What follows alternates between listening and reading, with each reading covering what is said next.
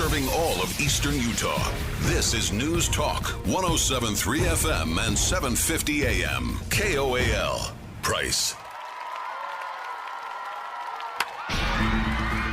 Welcome to the KOAL High School Baseball Game of the Week.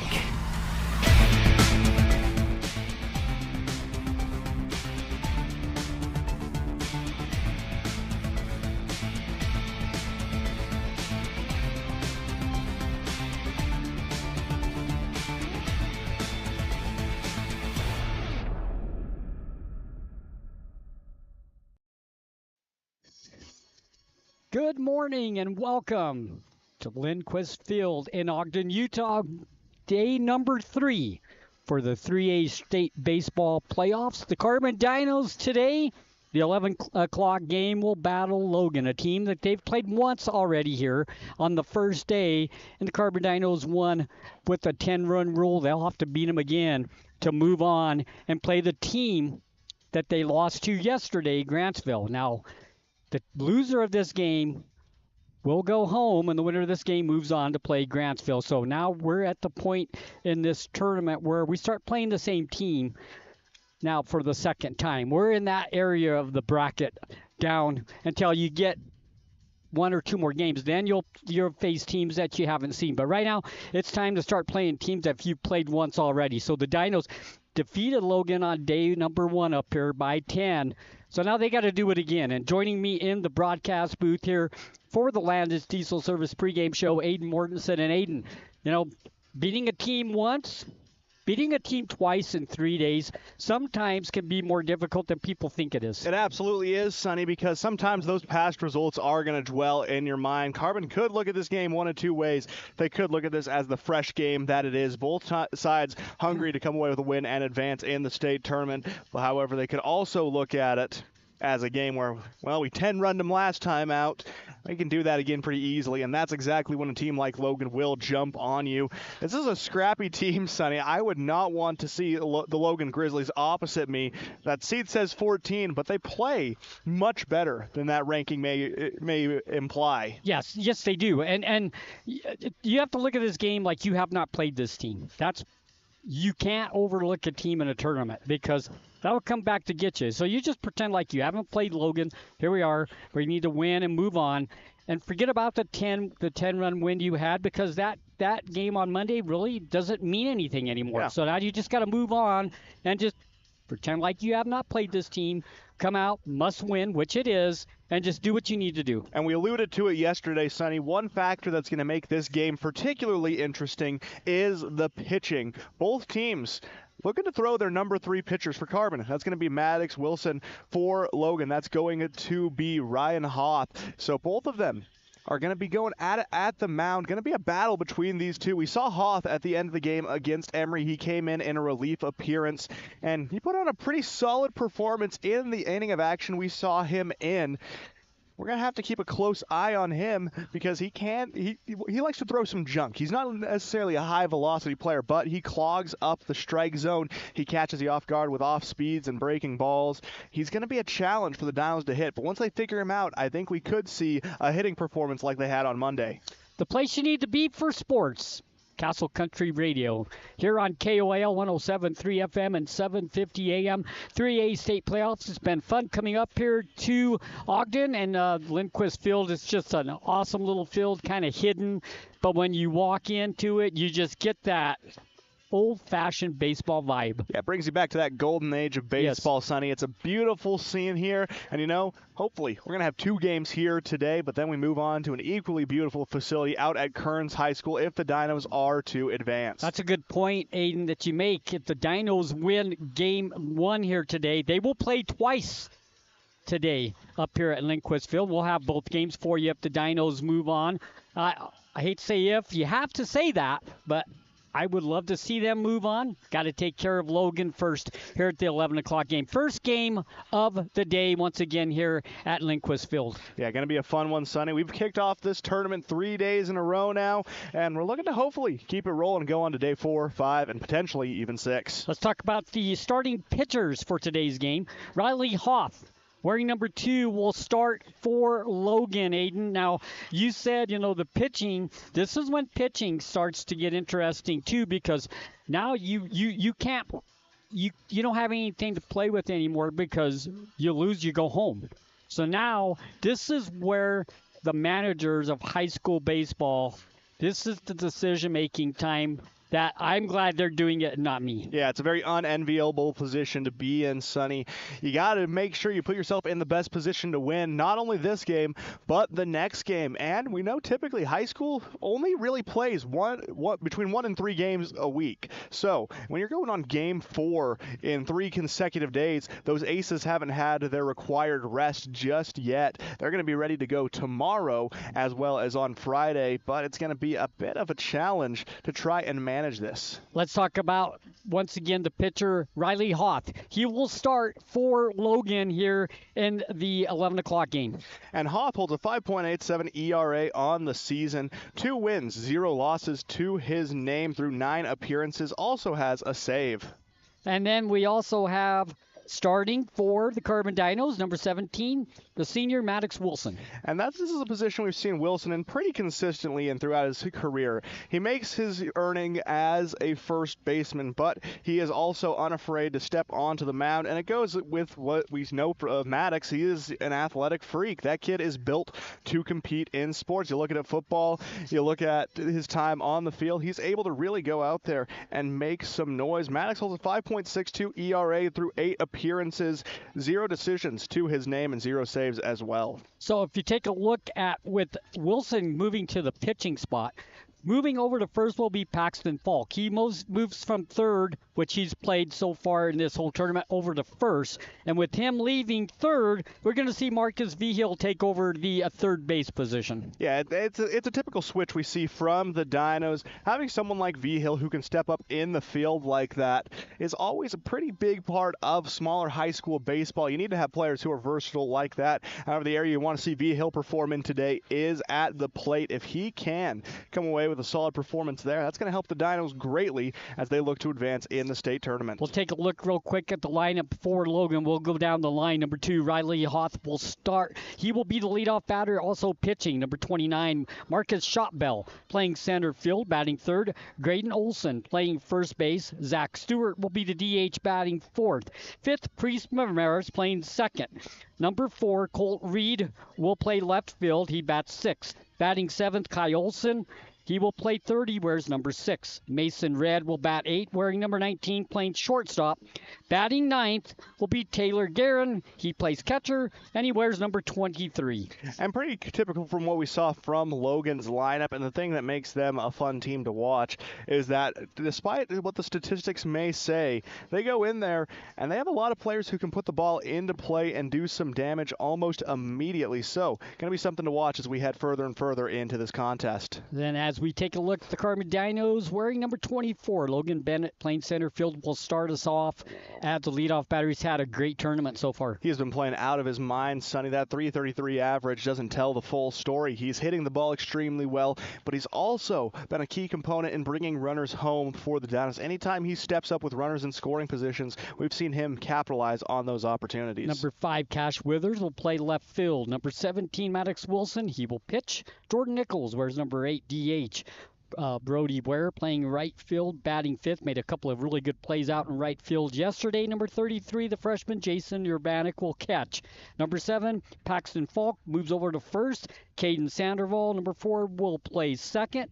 Jackson Bozzoni will play shortstop. Marcus Vigil plays third for the Carbon Dinos. That's their lineup, their batting lineup, where they are playing. And as we said, you got to win today. You got to win this first game. You don't win the first game, you're going home. So the winner of this game will play at 4:30 against Grantsville. We've seen Grantsville yesterday. The Dinos had Grantsville on the ropes. They were up 4-0. But Grantsville, being the good team that they are, they answered back. They rallied late in the game. They came away with a 6-4 win. So whoever wins this game when they play Grantsville, they're going to have their hands full. They are, and this is a Grantsville team who realized yesterday that they are not as invincible as they thought. They start off the state tournament with 3 straight Mercy Rule wins, 2 over Ben Lomond, 1 over Emory. Then the Dinos give them the scare of a lifetime. They have to come storming back in late innings to win that game. It makes me think, Sonny, if they do see the Dinos again, they're not going to come out as lackadaisical as they did in game one against Carbon, but going to be a fun showdown to watch. Hopefully we're able to reach it. But first, what lies ahead, the Logan Grizzlies. We're about 5 minutes away from the first pitch, and we'll take a break here on the Landon's Diesel Service pregame show. And when we come back, it'll be time for baseball. It's the Carbon Dinos. They will be the visiting team against Logan. They will be the home team. The winner moves on to play at 4:30. The loser go home. Don't go anywhere. We got a great baseball game ahead of you here on an early morning game, which is different for us, but I love it. No, I'm a fan of 11 a.m. baseball. Absolutely. We'll take a break. When we come back, it'll be time for baseball. At Landon's Diesel, they understand the heartbeat of your diesel truck. Whether it's the rig that powers your livelihood or the everyday vehicle that drives your life, the trained technicians at Landon's Diesel are here to keep you rolling. Plus, with 24-hour towing service, support's just a call away, anytime, day or night. Drive into Landon's Diesel for expert care tailored to you and your truck, because when your diesel needs expertise, Landon's Diesel is always here. The more things change, the more they stay the same. Yes, Mr. Automotive has a new building in Huntington. But that just means the services they offer just got better. Detailing and mechanic work are being added to the already great service Mr. Automotive had already offered. And all deals are still done with the owner at the lowest prices possible. New building, same best prices, and more auto services. Go to MrAutomotiveSales.com or stop by the dealership, 21 South Main, Huntington. Mr. Automotive, the best for less. Imagine a smooth, hassle-free journey to the front door of your new home with the Driggs Mortgage Team guiding you every step of the way. Hi, this is Greg Driggs. Our seasoned experts understand the ins and outs of home financing and refinancing. Come visit us at our new permanent address, 8 East Main in Price, where we plan to be a staple for years to come. Start your journey today. Call 801-427-3577. The Driggs Mortgage Team, NMLS number 272076, Equal Housing Opportunity. Driggs Mortgage Team is a DBA of Premier Mortgage Resources, LLC, NMLS 1169.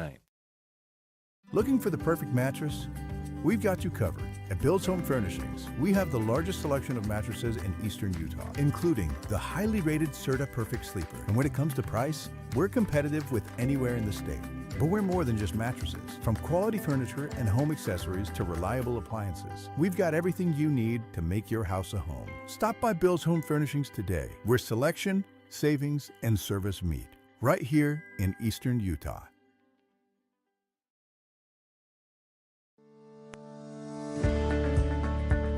At Oliver Law, we specialize in criminal defense and DUI.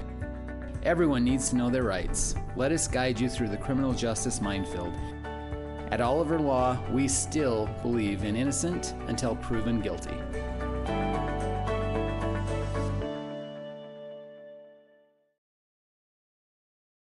In the heart of Carbon and Emory counties, Quick Realty is here to help you make the right move. Experience the future of home buying with our Matterport 3D tours, giving you an immersive look at your potential home from anywhere. Meet our dedicated team of local professionals, just real people who care, walking you through every step of the way. As a Zillow Premier and Realtor.com specialist, Quick Realty is your trusted expert, handling everything from residential, commercial, and mountain properties to property management. Your dream home is just a call away. Let Quick Realty help you find it.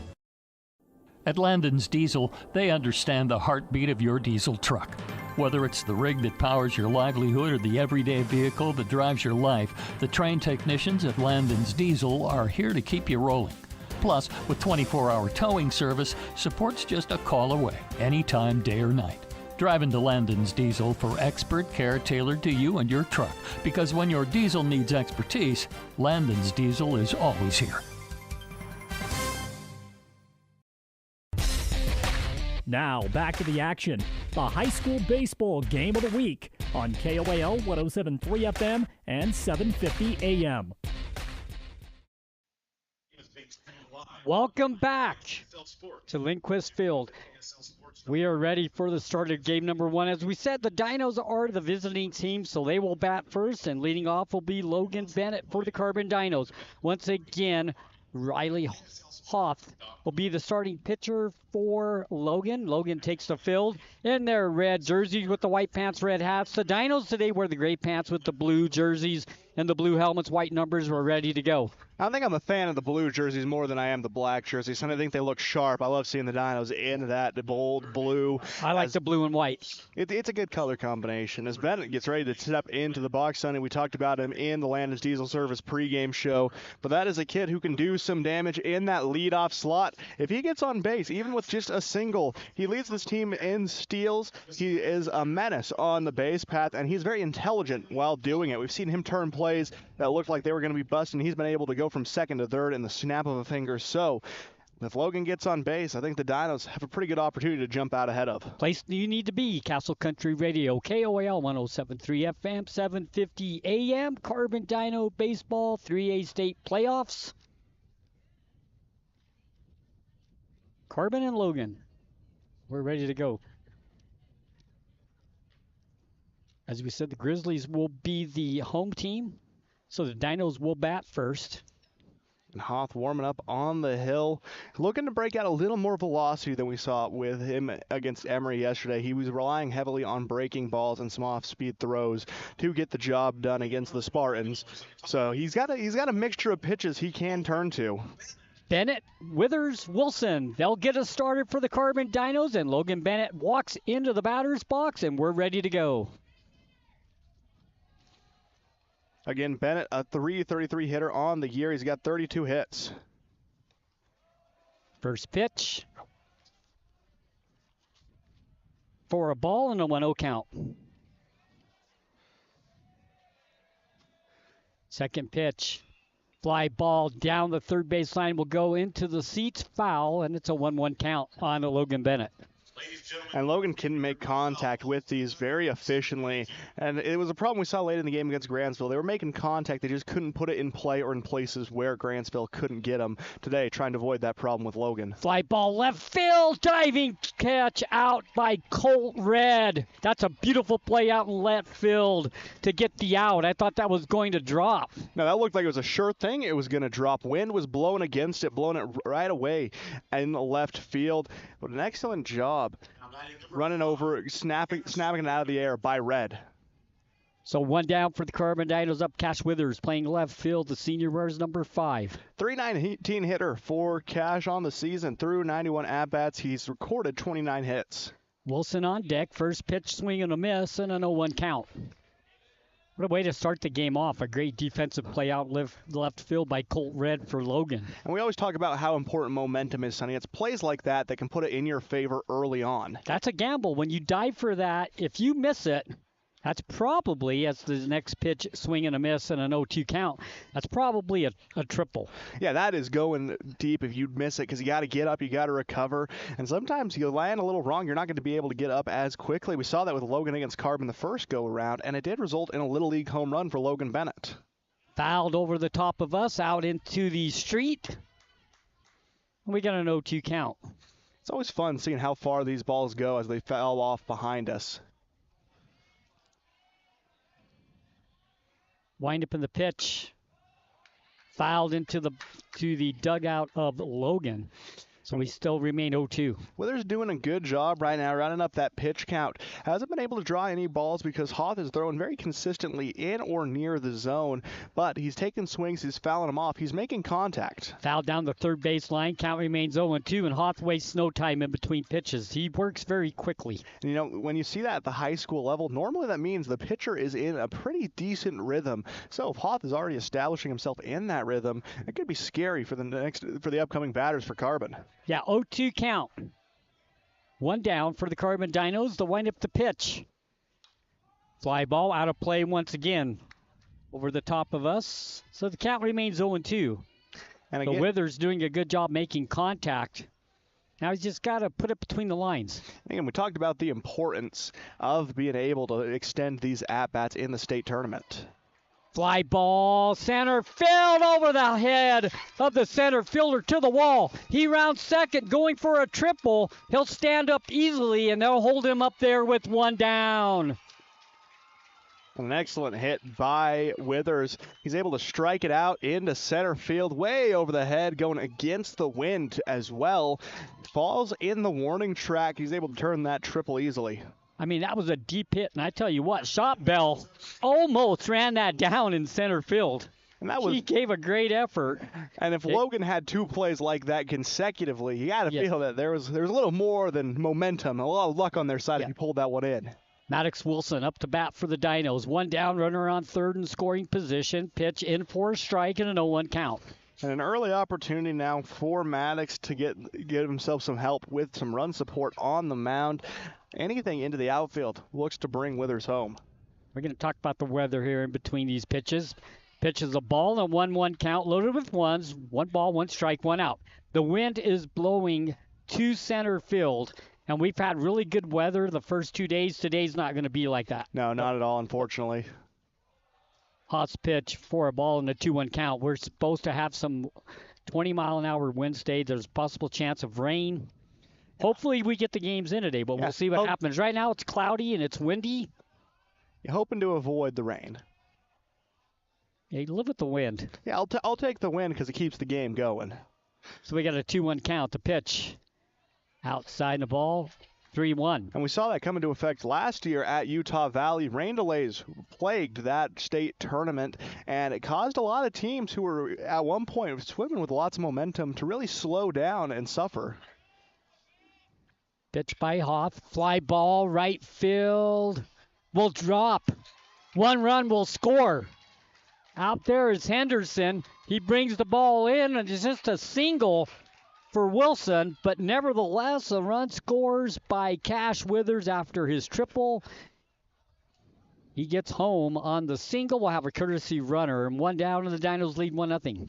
Yeah, it always seems like when the ball gets struck along that first base line, it always seems to fall foul. This time, not the case. They're able to run. 27, Corbin Ware is now running at Since Corbin Ware steps in as the courtesy runner for Wilson. Wilson getting ready to step onto the mound at the conclusion of this inning as Nichols steps to the plate. Jordan Nichols, a 360 hitter on the season. 27 hits to his name and 13 RBIs. He's had a good tournament as well. Nichols up to bat. Ware on deck for the Carbon Dinos. They lead 1-0. Runner on first with 1 down. He came away with the win in the first game against Logan up on the mound. Now, a different perspective for him.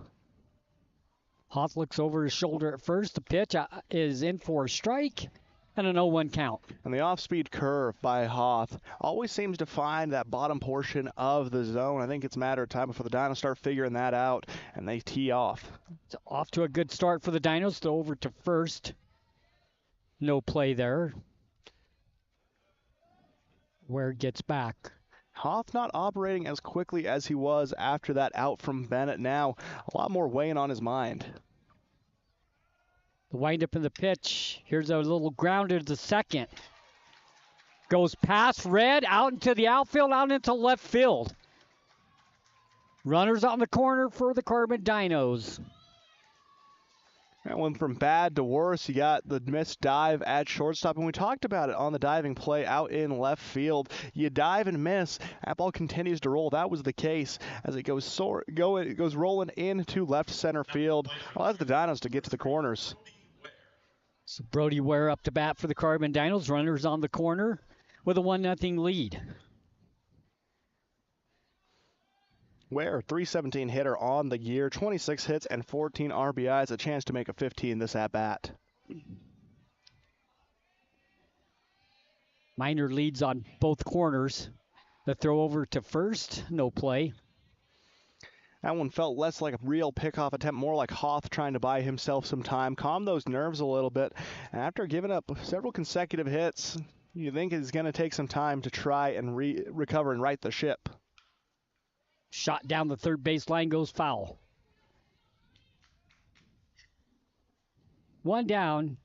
Suspect to see them send. You think you can get both runners in scoring position. Helps your cause quite a bit. And Nichols, he's got some speed behind him as well. Yeah. Hoff looks over at first base a couple of times, looks over again. 5 stolen bases on the year for Nichols. Sets himself up, the windup in the pitch. There goes Nichols, fouled away. He's going to have to take that long walk back to first. 0-2 count with 1 down. If nothing else in those situations, you're getting some good cardio in. Yep. Hoff yet to secure a strikeout. The only out he's been able to see is that fantastic play out in left field for the flyout. 0-2 count, 1 down. Runners on the corner for the Carbon Dinos. Top of the first, leading 1-0. Fake over to third, fake over to first. We'll redo it all again. So, Dinos off to a good start. You know, we talk about how important it is to get off to a good start. They've done just that here in the first inning with only 1 down and 2 on base. Here's a base hit, left field. Another run will score. Out once again in the left field, right over the third baseman's head. Dropped perfectly. Runners on first and second for the Carbon Dinos. They lead 2-0. And that play from Red early on in the inning saved at least one more run from coming through for the Dinos. But that one going into no man's land, has to race to try and grab it before the runner can advance any further. Freshman catcher Jason Urbanek, weighing number 33, steps into the batter's box for the Carbon Dinos. Runners on first and second, 1 down, 2-0. And Urbanek is the epitome of a baseball guy, Sonny. He spends so much time working on every little aspect of the game, and for only being a freshman, the dedication he shows, second to none. Pitch is high and a ball and a 1-0 count.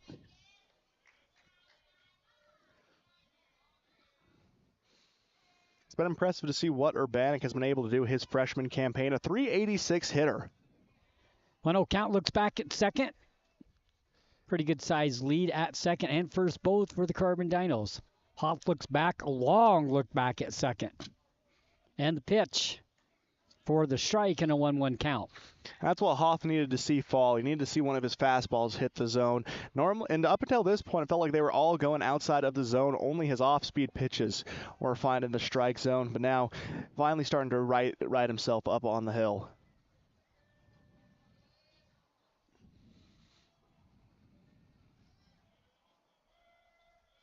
Looks back at second once again for a long time. Long enough for Urbanek to step out of the batter's box. So no pitch. Count 1-1, 1 down. Runners on first and second for the Dinos. Top of the first if you're just joining us here on KOAL. Carbon Dino Baseball at the state playoffs here at Lindquist Field in Ogden, Utah. There's the pitch. Low on a ball and a 2-1 count. And as we've seen both Emory and Carbon take on Logan, one thing that stands out immediately as the stark difference between the two has been Carbon taking advantage of these early opportunities, bringing those runners in scoring position across home plate and not leaving them stranded on base. Falk on deck for the Carbon Dinos. There's a swing and a miss. And the count is 2-2. And that's the off-speed throw that Hoff has relied on, his bread and butter, so to say, as it crosses home plate and buys the swing from Urbanek. Paxton Falk on deck. He moves over to first while Wilson is pitching for the Dinos here in the first game today. He's been playing third throughout the first 2 days of the tournament. There's a line drive shot into left field, drops for a base hit. They'll hold up the runners, and we'll have bases loaded for the Carbon Dinos with only 1 down. And right now, Hoff is having some problems because the Dinos are teeing off right now. They're putting the bat on the ball.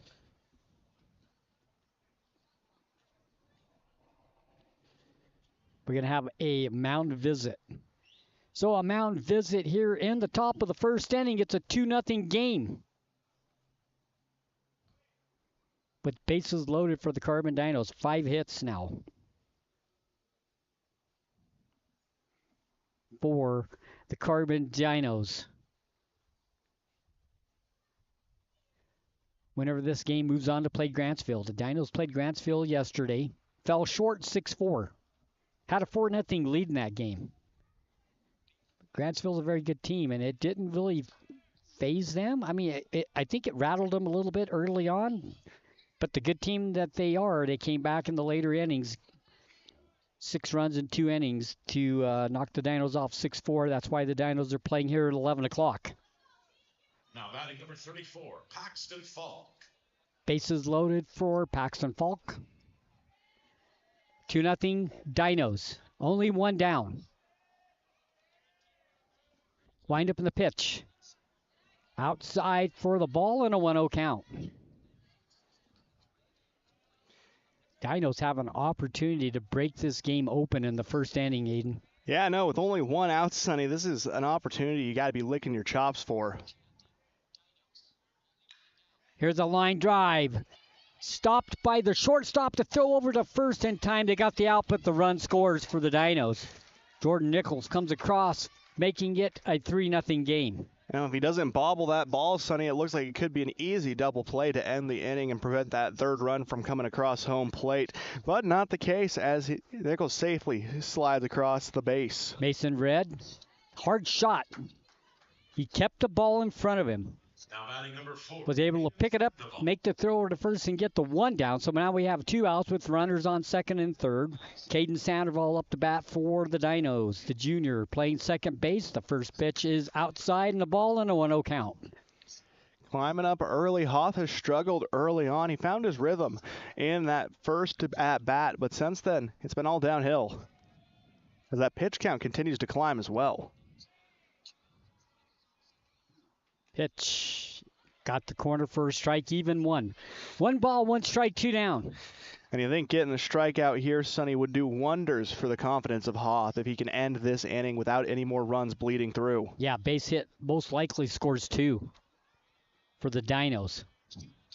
Up already 3-0 in the top of the first. Hoth with a long look. There's this windup. Fouled. Out of play, down the first base line, hits into the seats. Count now 1-2. And it'll stay there in the seats. Doesn't get any more bounce to jump over that last little bit of fencing and into the concourse. But now ahead in the count, 1-2. Definitely the biggest crowd we've had at the 11 o'clock game. We've been here for the 11 o'clock game every day. And the thing is, mainly, Sonny, it's Carbon fans. They're showing up in force. They are. Fouled once again out of play. Same spot, right into the seats. And the count remains 1-2 with 2 down. And it's reminiscent of what we were seeing from Withers early on in the inning. Foul ball, foul ball, foul ball. Eventually able to make contact with his pitch and reach base. We say it all the time. You know, a good at-bat doesn't necessarily mean you need to get on base. When you're making the pitcher throw a lot of pitches, especially as it's a strike, as he watches it go by, and the Dinos will lead 2 on. First strikeout of the ball game for Hoth, but not before the Dinos start out the top of the first with 3 runs. With 3 runs on 5 hits, no errors, 2 left on base. As we go to the bottom of the first inning, it's Carbon 3 and a Logan nothing. When we come back, Logan gets their chance to answer back. Auto Farm Price Ford has your next vehicle. They offer guaranteed lowest prices. Come check out the selection of Ford F-Series trucks, including America's most popular truck, the Ford F-150. We have them all right here in Price. Stop in and see us for a different experience. Transform your space with Spectrum Paint featuring PPG paint, the ideal choice for any home project. Imagine a kaleidoscope of colors at your fingertips, from soothing pastels to vibrant primaries. Whether revamping a room or adding character to your exteriors, Spectrum Paint makes every brush stroke count. Dive into a spectrum where quality meets creativity and paint your world with us. Visit Spectrum Paint to find the perfect shade for your home today. Now, back to the action. The high school baseball game of the week on KOAL 107.3 FM and 750 AM.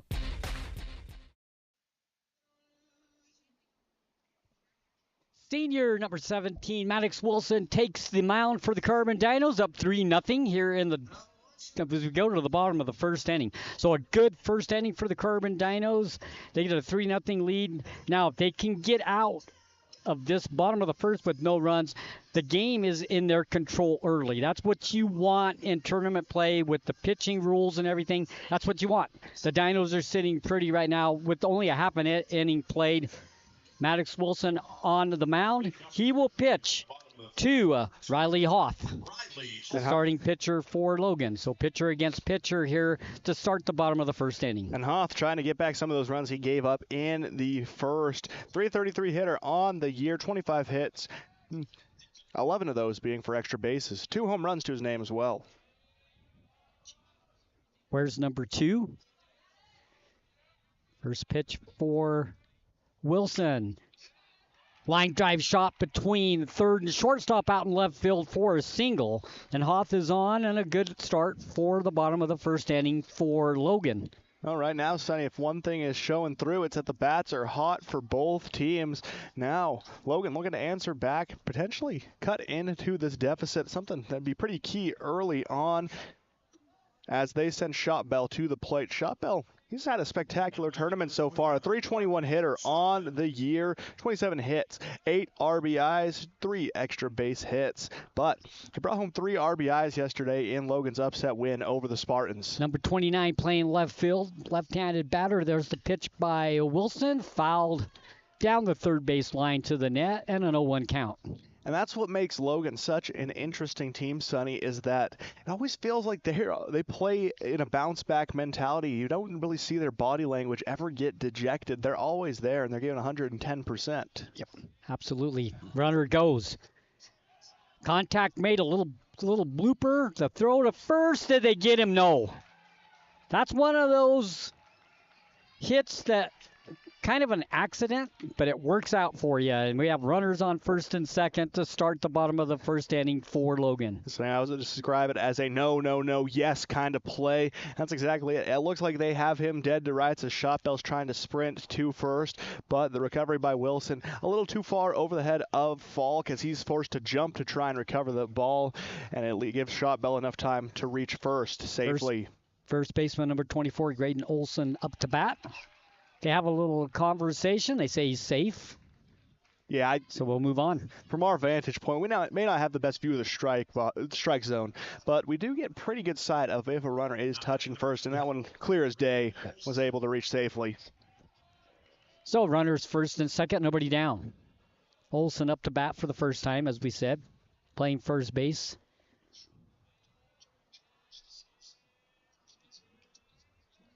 Second baseman behind second base now peels off. There's the windup and the pitch by Wilson for a strike and an 0-1 count. Hoth dancing on second, trying to get it in the head of Wilson. Will he? Won't he? That time he won't. He stays put at second. Wilson looks back at second. Second baseman once again peels off. There's the windup. Pitch is high and 1-1 count. Even at 1-1 with nobody down and runners on first and second. Bottom of the first. Dinos up 3-0. Lots of offense to start this game. And, now Logan with an opportunity to take advantage of it and cut into the deficit. Wilson's pitch. Outside the ball in a 2-1 count. You kind of called. You thought this would be a higher scoring game than what we've seen. You said that before we came on the air. It's one of those things where it's not to discredit the pitchers, but as you start digging deep into that roster, you see players who may not be accustomed to pitching, especially with the stakes as high as they are. So you're going to see a few more runs given up, but instead of the pitcher's duel we see in days 1 and 2 of the tournament, you get a little more action-oriented games here on day 3. Wilson's pitch, swing and a miss, and a 2-2 count.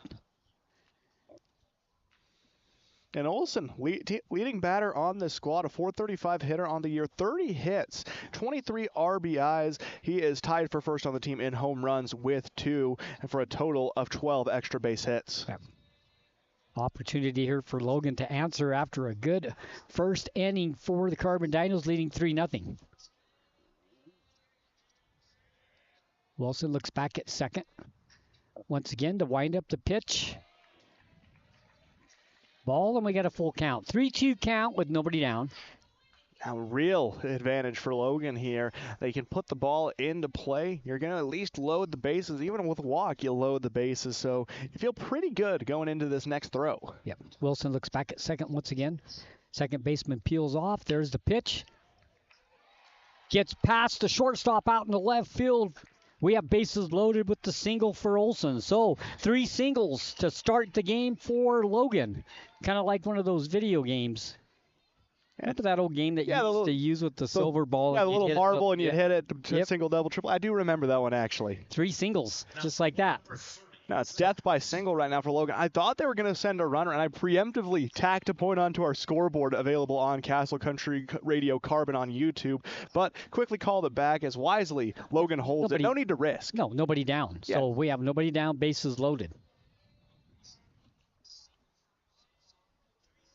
Wilson with the windup in the pitch. In for a strike, and an 0-1 count gets ahead of the batter. And that's something Wilson needs to do right now. He's in a sticky situation. Ideally, you can turn at least a double play with the force.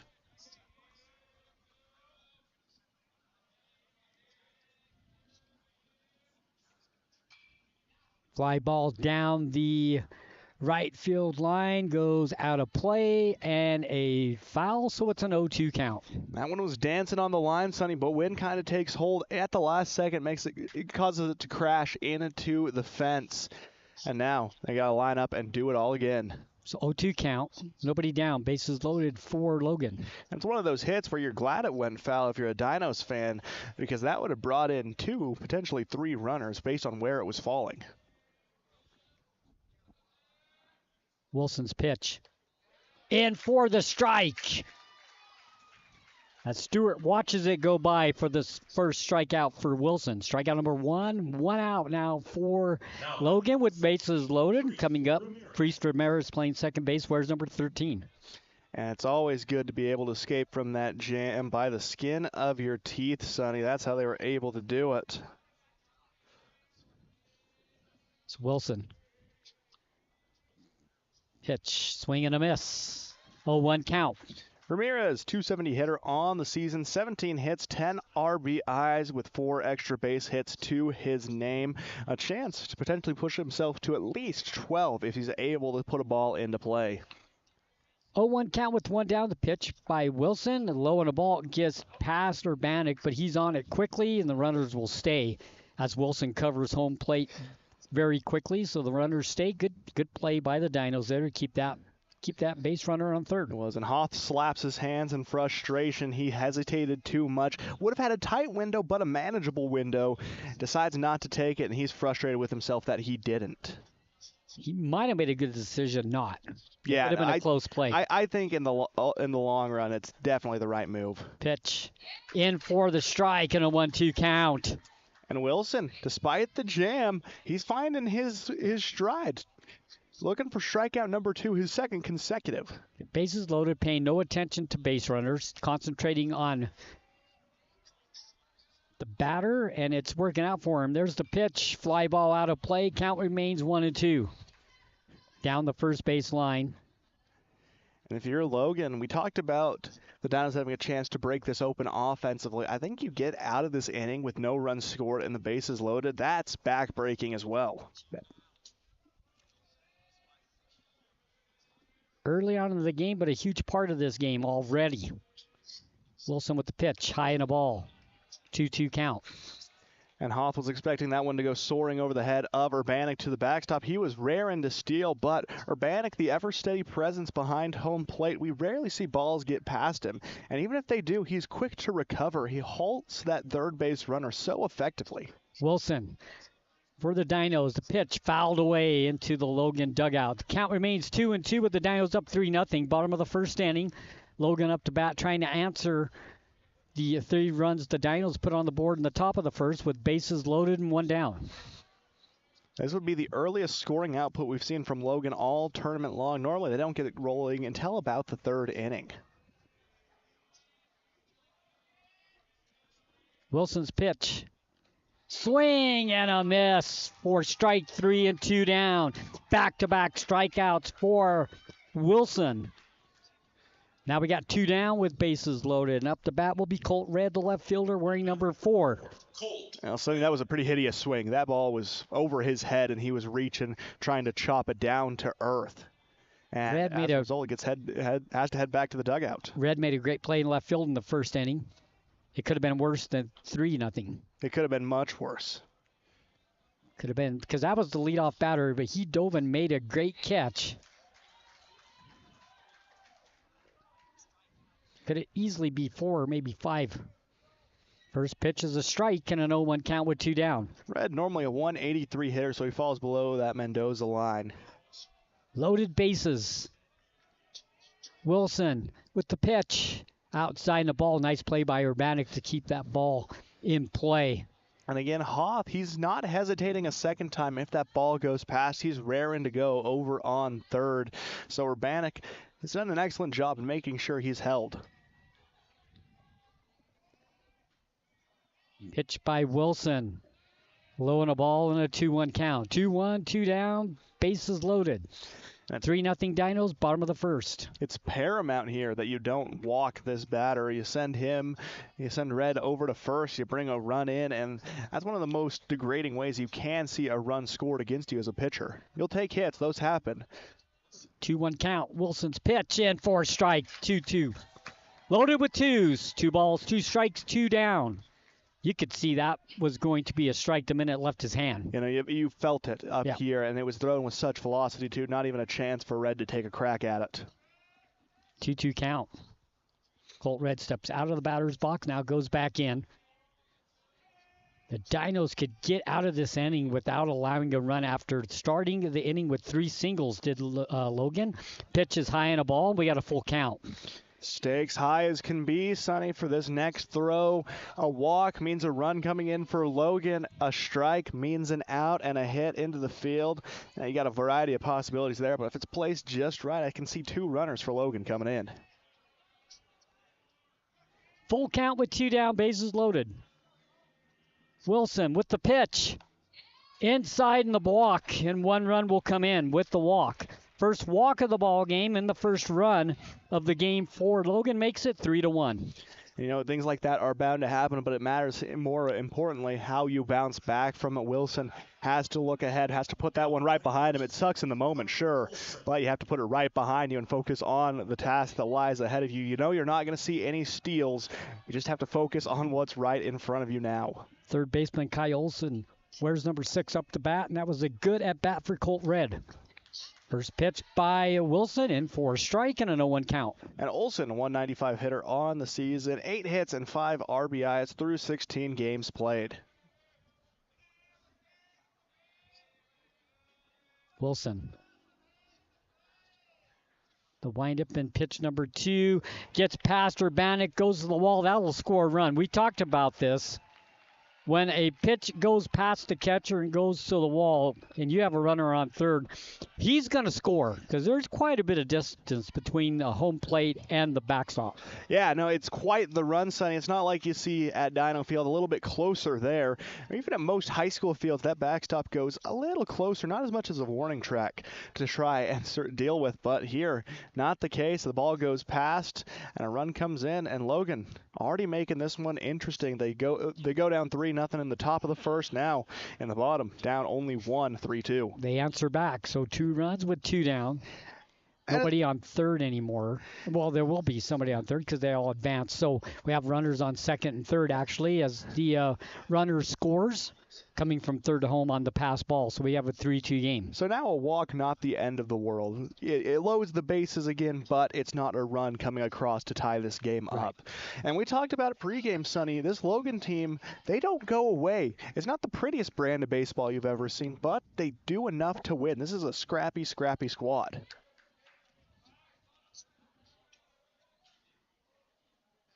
This Logan team, a low-seeded team, pulled an upset to get in here, and they've played well here. The pitch. There's a shot. Gets between third and short. 1 run will score. Rounding the turn. Coming to home. No play at the plate. 2-run score. Gets past Urbanik. It'll go in to the backstop, and the runner advances to second. So 2-run score for Logan, and they suddenly, with that single, take a 4-3 lead. Well, talk about a 2-out rally, Sonny. You get the bases loaded with no outs. Wilson strikes out 2, and they go on. And Logan looks at that unfazed. 4-run rally with 2 outs in the inning.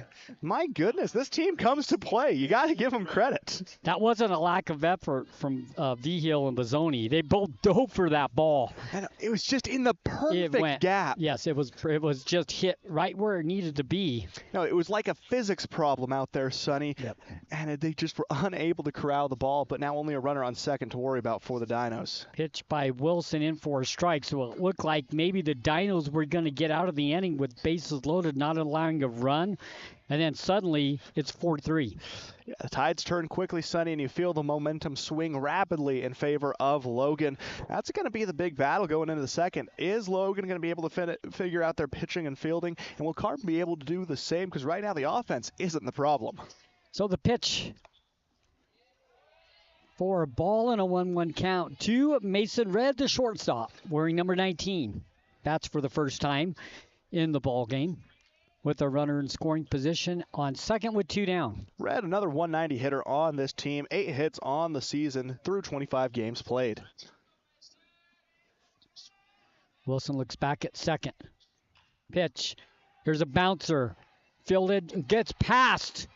Sandoval goes out into center field. The runner from second will score, and Logan continues to make things happen in the bottom of the first inning. Well, and this is an issue, Sonny, that's plagued the Dinos all year long. Errors, especially in critical moments, have destroyed them in games that otherwise they had been winning. So that's something Coach Smith has harped pretty heavily on, is we need to clean these up. And he talked about it post-game over there in their first win over Logan. Like, yeah, we saw a few things we wanted to clean up. This game could have ended a lot quicker. Well, now they find themselves behind because of those same errors. Well, you said you thought we'd see a lot of offense today all day long. You said that. And first game, we're seeing it. 5-3 here in the bottom of the first. I'm not always right like you are, Sonny, but I make good guesses sometimes. Pitch in for a strike and an 0-1 count. But yeah, bad to worse, Sonny. A 5-run first inning for Logan. Things looked like they were going only in Carbon's favor as they got up early. But Logan, they're just putting on a show. Started out the inning with 3 singles. There goes the runner. The throw to second, not in time. And the stolen base in a scoring position now for Logan. They send him to first. Did he get hit by the pitch? I wonder. I didn't see him make contact. I was contact. Actually watching the run. Yeah, I was watching the run go from first to second. They send the batter to first, so we have runners on first and second. Now you have to assume it's something like that. That's the most logical sense. Riley Hoff. And back to the top of the order. Logan gets to go to the portion that brought them 3 singles to open up this frame. Yeah, we're batting around in the first inning. So up is Riley Hoff. He singled and scored a run in this inning. So runners on first and second. The bottom of the first continues to be gold for Logan.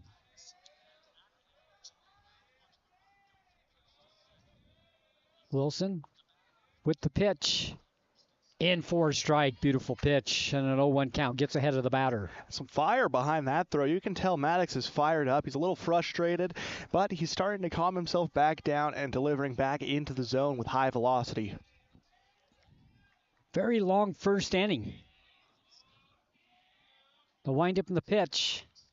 Fouled right to us. I almost made that grab. You tried. You should have caught that. Yeah.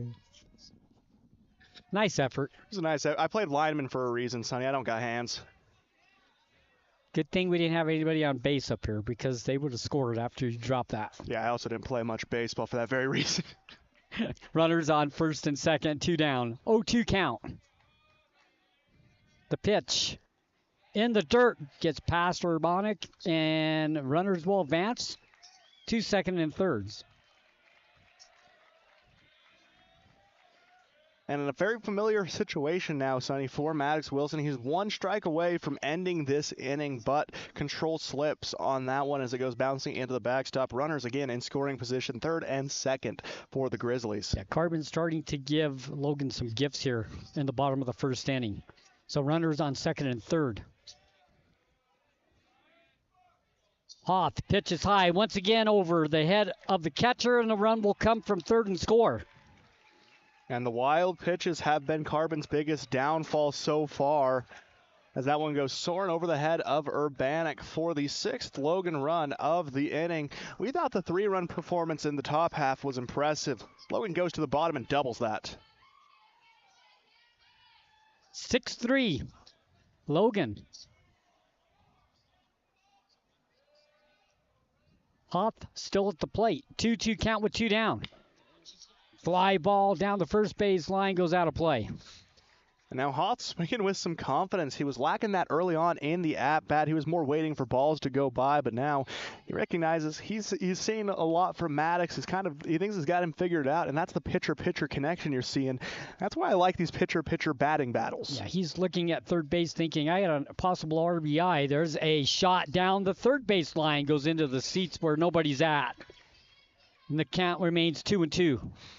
Loaded with 2s yet again, Sonny. Always exciting when you see that on the scoreboard, especially if you're the Dinos. You want to see that second 2 go to a 3.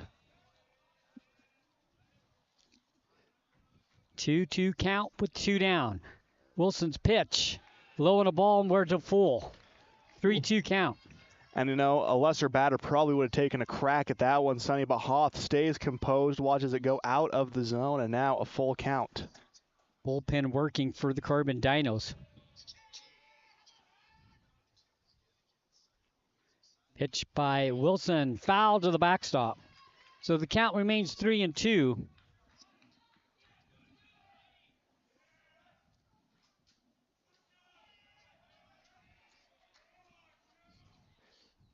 Logan Curtis warming up in the bullpen right now for the Dinos, seeing a little action. Again, we saw it in Grantsville. Sometimes that's how these games go. You get out of that starting slot a little more quickly than you would expect to. Wilson, the windup in the pitch.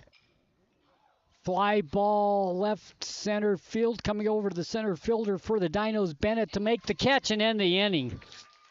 And Bennett doing what he does best. He tracks it oh so well, snaps it out of the air, and ends the inning at a time when the Dinos needed to see that inning, and they leave one on base. We'll give you the results of inning number 1. It's a 6-3 score in favor of the Grizzlies, and the Dinos back up to bat, top of the second when we come back. Discover the best in local flavor at Stewart's Market in Castledale and Main Street Market in Farron. Enjoy the largest fresh produce section around. Ripe, vibrant, and hand-selected just for you. The personal butcher ensures every cut is just right, and the deli delights with ready-to-eat favorites. Shop fresh, shop local, and taste the difference community makes. Only at Stewart's Market and Main Street Market. Come home to quality and hometown service today.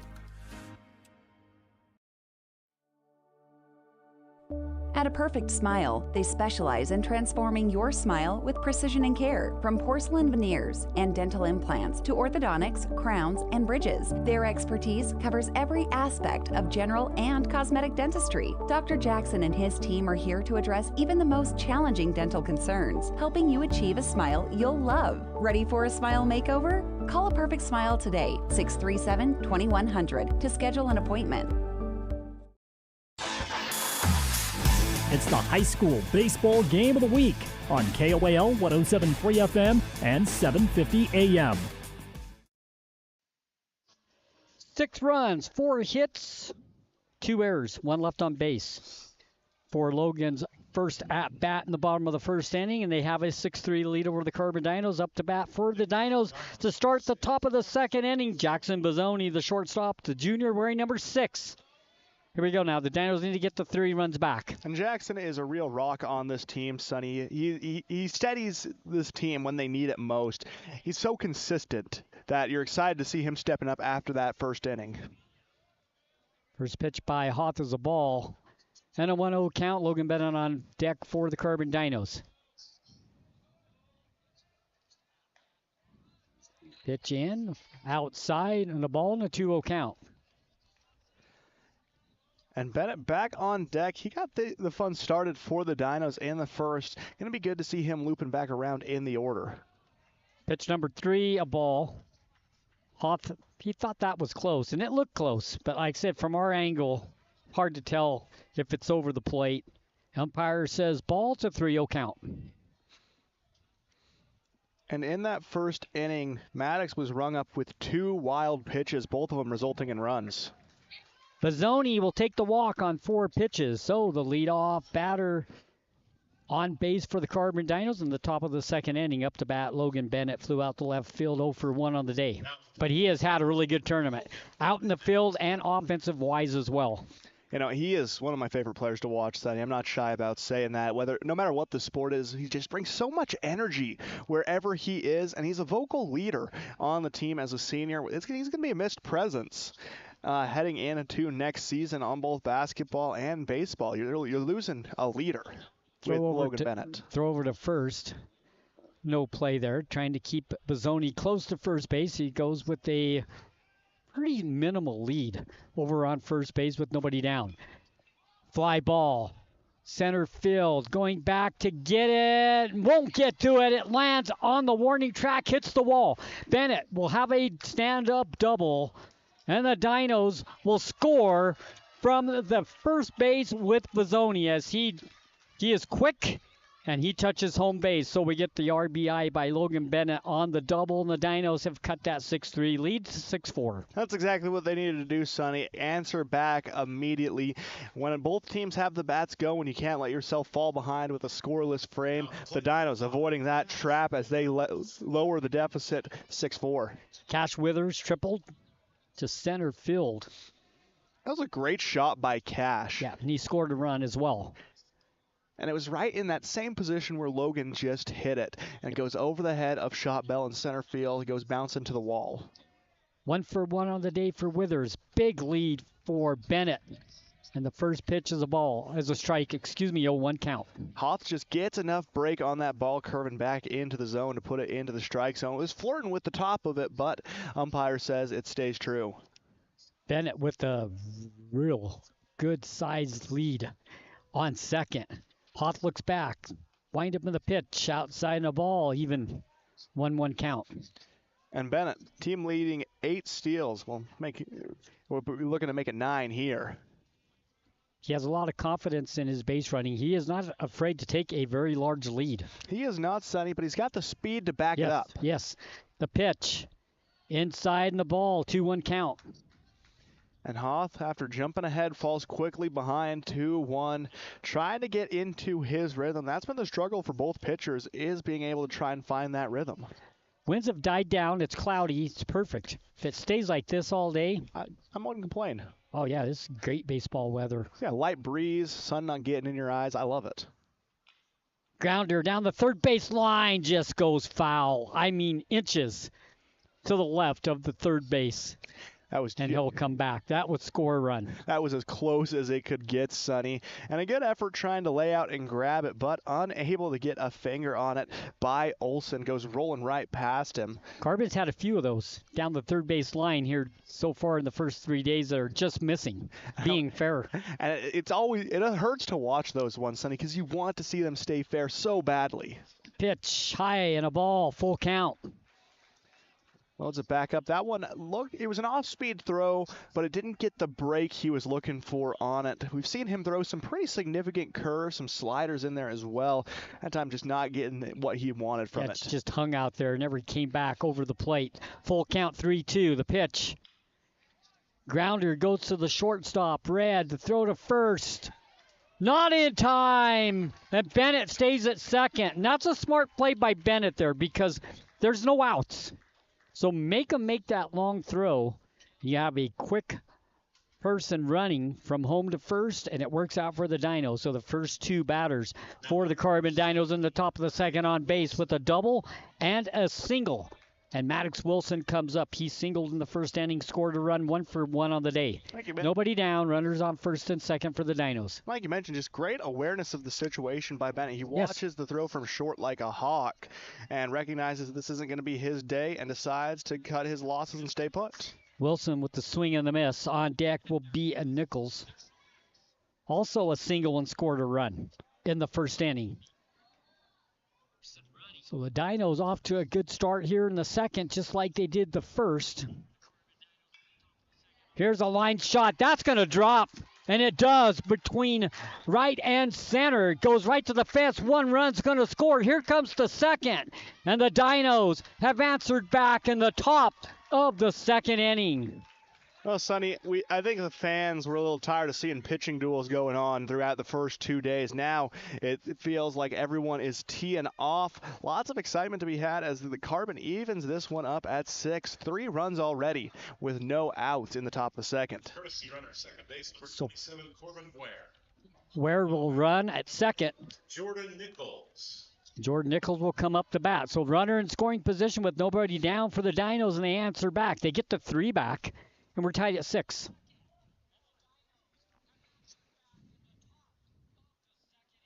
Action. Looks back. And the windup in the pitch. Line drive.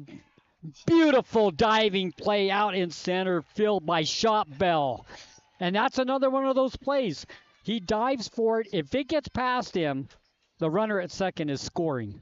And Shop, but you know what? He plays aggressive out in the outfield. Does Shop Bell, makes the diving catch, and it's out number 1. And he recognized that risk, and he took it regardless. But he's been making plays like that all tournament long, Sonny. So he was able to snag it out of the air and get the first out of the inning for the Grizzlies. Ware up to bat, singled in the first inning. He's 1 for 1 on the day. Runner at second, 1 down.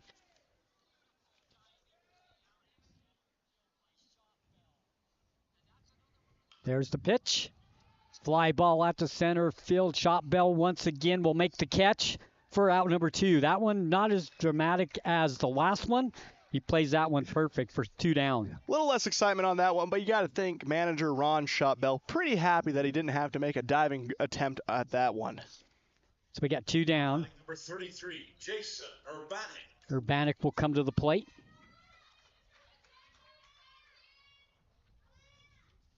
Singled in the first inning, 1 for 1 as well. That runner still sitting at second.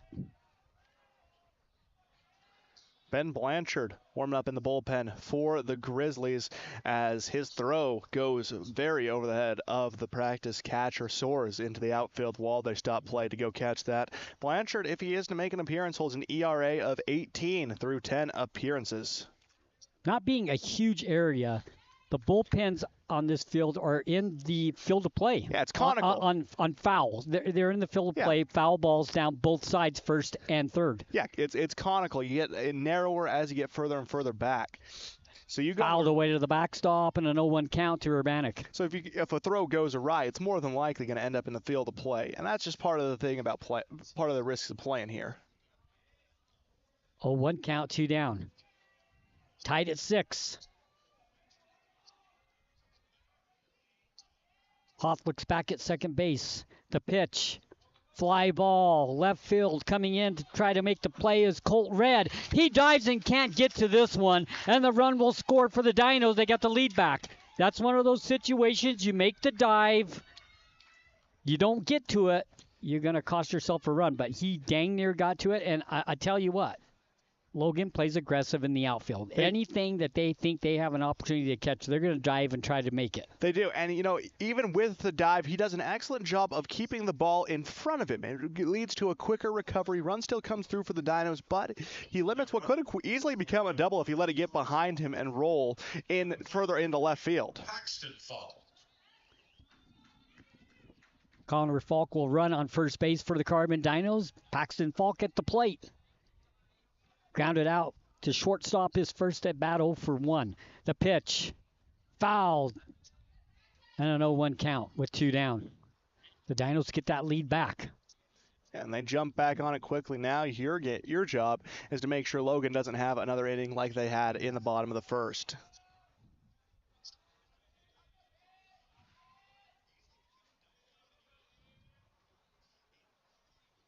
Looks back at first a couple of times. Halts pitch. Foul over the top. In the seats. Right in front of us once again. And an 0-2 count. Had a couple of balls come right by us. Yeah. Tried to catch one. Didn't that well. Not protected. That's for sure. No, we're out in the elements, Sonny, but that's part of the fun of this. It is. I love being out in the weather. Me too. The pitch. hits Falk, and he'll take base. So we have runners on first and second. Oh, and that's a hard one to take, Sonny. You had him dead to rights. 0-2, sat the count. You plunk him. He heads to first, and now you have to do it all over again with a fresh count. Caden Sandoval struck out in the first inning, 0 for 1. Caden Sandoval. And if Sandoval can get on, Pizzoni will bat for the second time in the inning. We had batted around if Sandoval can get on here. Runners on first and second, 2 down. Dinos lead 7-6. Top of 2. Halt's pitch. Curved in over the plate, but a bit high, and a 1-0 count. Yeah, break just came a second too late. Started its drop almost as it was crossing over the plate. Can't get the drop in time for ball number 1. Pizzoni on deck. He walked in this inning. Halt looks back at second once again. Pitch this time in for a strike. That's a nice pitch and a 1-1 count. Evens himself back up, hunting for a pretty critical last out of the inning here. 4 runs already bleeding through for Carbon. A chance at 5 with the runner in scoring position on second. 13 runs in an inning and a half, and we're not done with the half. Looks back at second a couple of times. Again, the windup, the pitch, low and a ball. The runner goes for the Dinos. The throw to third base. Not in time. Goes out into left field, but not far enough for the runner to advance. So the Dinos have runners on the corner after that steal with a 2-1 count and 2 down.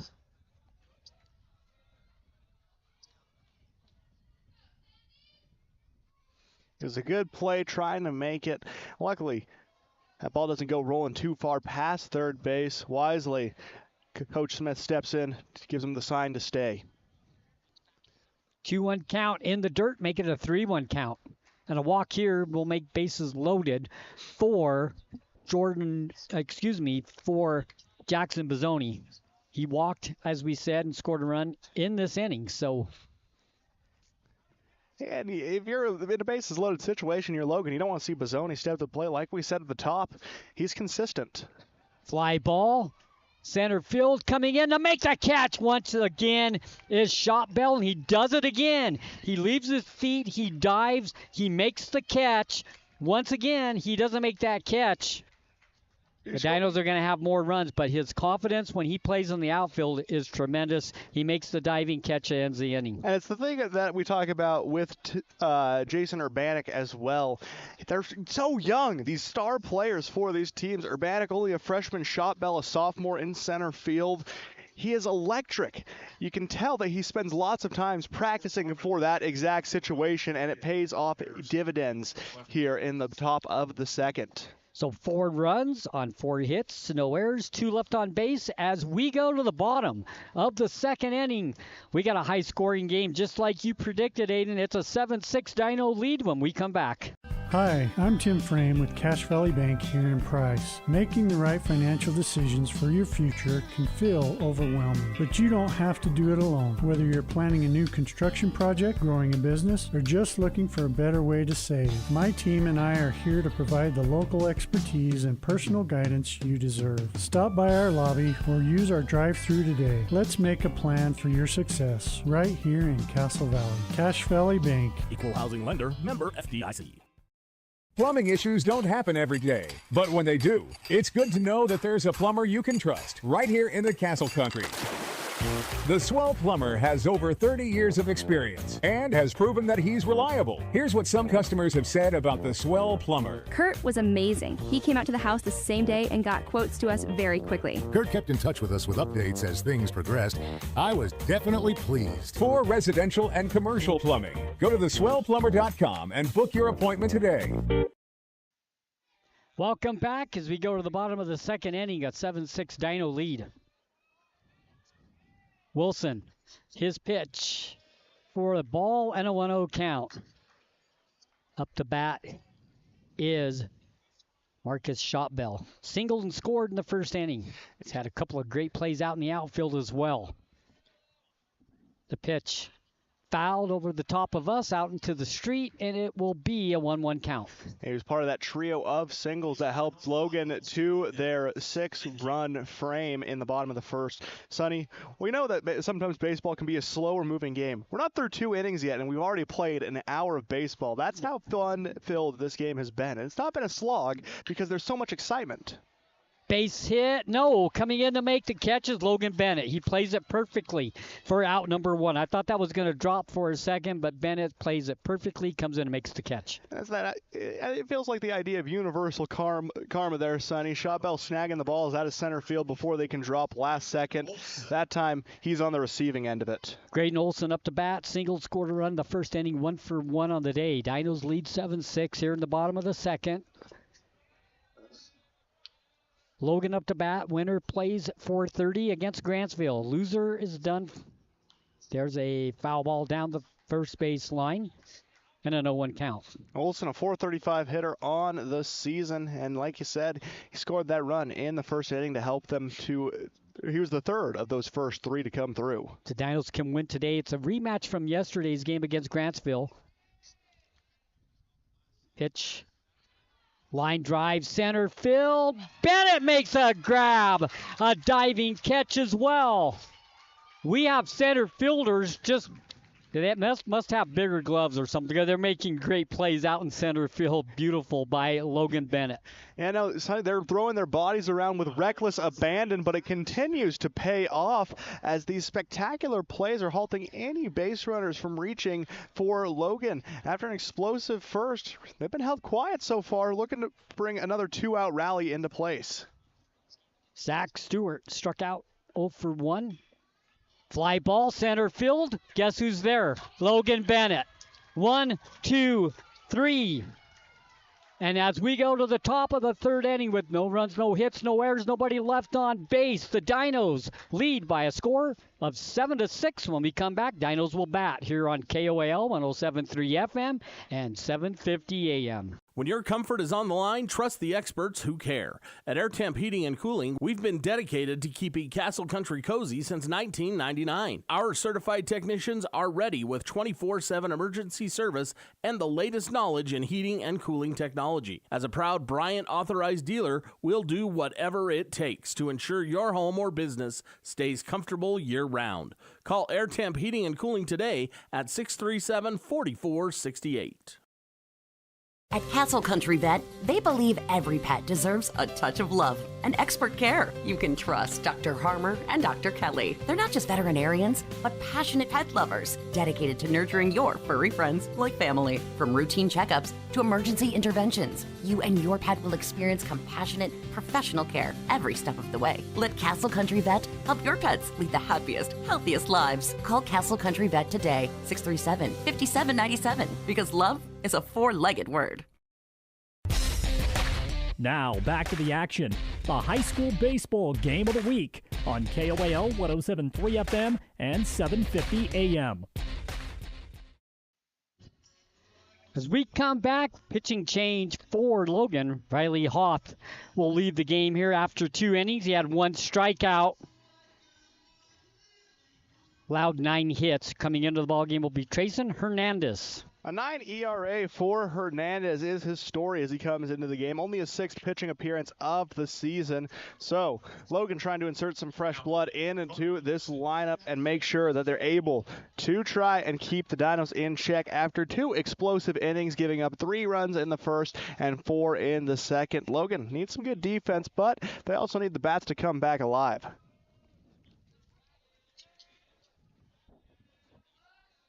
Dinos up 7-6.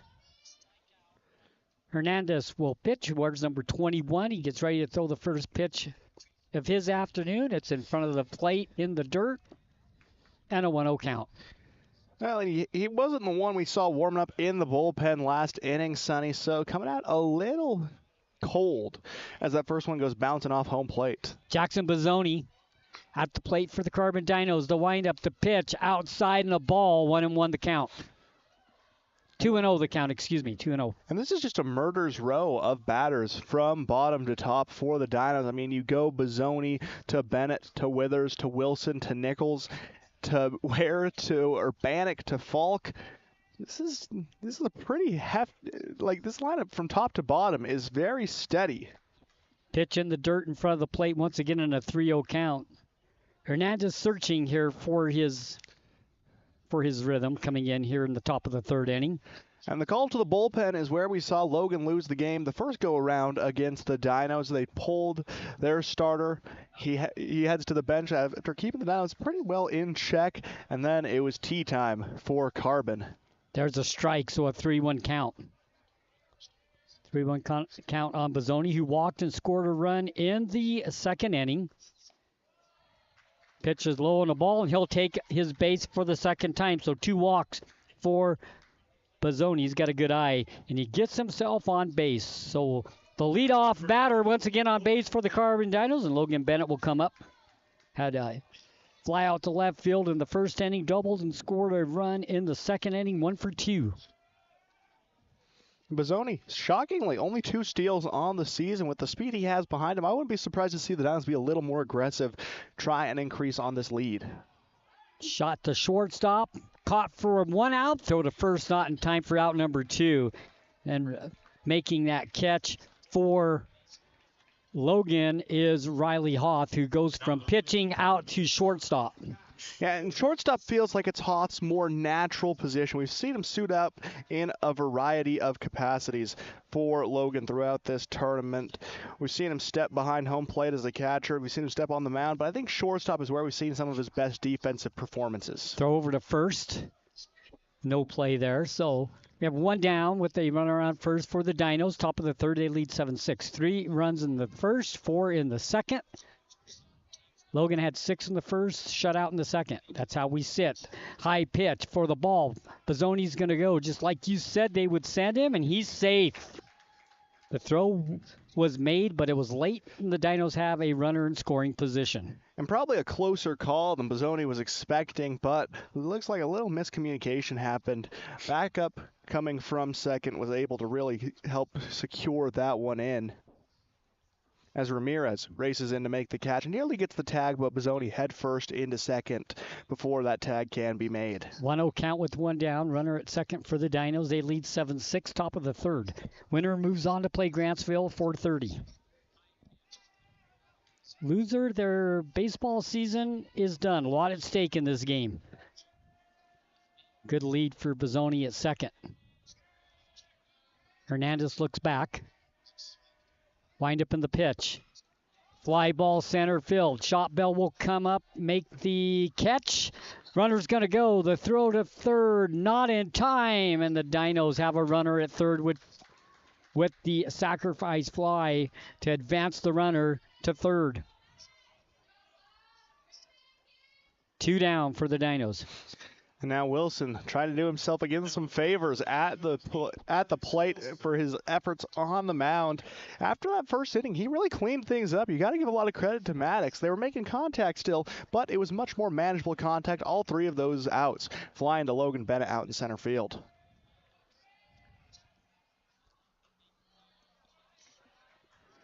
First pitch. Outside the ball, no 1-0 count.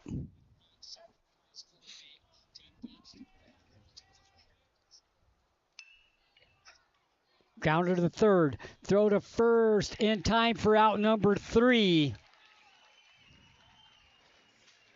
The first time we've seen the Dinos go scoreless this game as they leave a runner stranded on third. Bozzoni gets the walk to open up.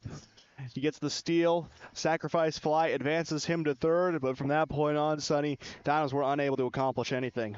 So as we go to the bottom of the third inning, it's a 7-6 Dino lead. When we come back, Logan will have their chance to answer back. Diagnostics? Check. Transmissions? Check. Oil changes? Check. Check's Auto Repair. Honest, affordable, and customer-focused. Check's Auto Repair is new to the community. From diagnostics to engine repairs or any other service, you get a flat hourly labor rate with no hidden fees. East Main Street, next to Arby's and Price. Follow Check's Auto Repair on Facebook. Call 630-6699. Check engine light? Take it to Check's. Discover peace of mind with Don's Hometown Insurance, now even closer to home at their new location, 58 West Main Street in Price. Connect directly with friendly agents ready to tailor a package just for you. Imagine bundling your home, auto, and life insurance, simplifying your life while maximizing your savings. Experience personalized service designed to protect what matters most to you. Visit Don's Hometown Insurance today and feel the difference. It's the high school baseball game of the week on KOAL 107.3 FM and 750 AM. So, no runs, no hits, no errors, one left on base at the top of the third for the Dinos. They lead 7-6. Now up will be the Logan Grizzlies trying to answer back, trailing 7-6. And that's Wilson remains on the mound with 48 pitches right now, and he will add to that. Ramirez up to the plate. Shot down the third baseline, goes foul, and an 0-1 count. And a bit of a dud of a second inning for Logan after scoring 6 runs in the first. They just went 3 up, 3 down, all 3 hits going out to center field, and Logan Bennett snagging them back. So, disappointing inning for the Grizzlies, but now a chance to score an equalizer. Ramirez 0 for 1, struck out in the first. Pitch, swing, and a miss, and a 0-2 count. That ball was not going to get to the plate. And right after Ramirez started his swing, he knew that was not a good at-bat.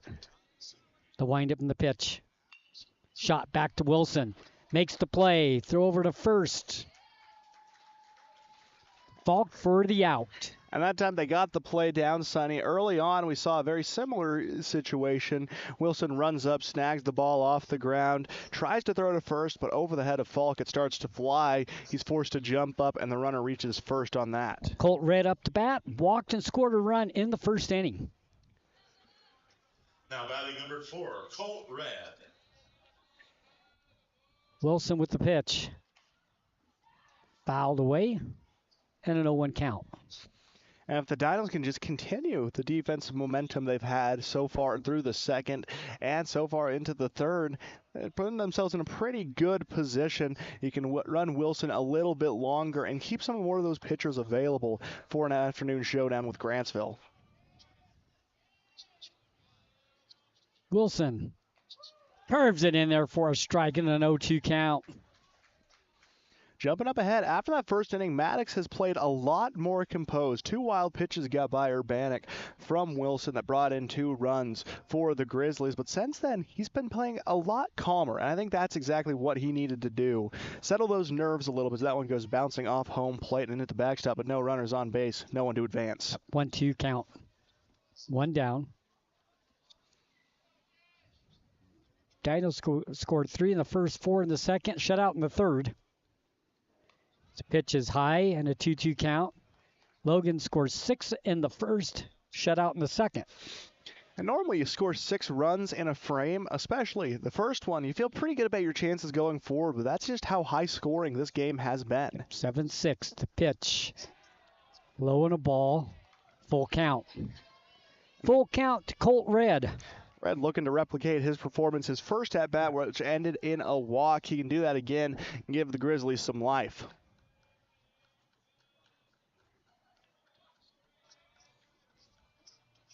Wilson with the windup, the pitch. Swing and a miss and the strikeout. Strikeout for Wilson. That is number 3 on the morning for him. And he delivered those 2 strikeouts back-to-back in the first inning, but a 2-out rally from Logan helped bring them to that 6-run total. Now, not looking to let history repeat itself. Maddox stepping again onto the hill. Kai Olsen, 1 for 1, singled out to left field and scored a run. Swing fouled away to the backstop and a 0-1 count. Maddox is doing a great job this inning, jumping ahead of these batters and maintaining his lead for the most part.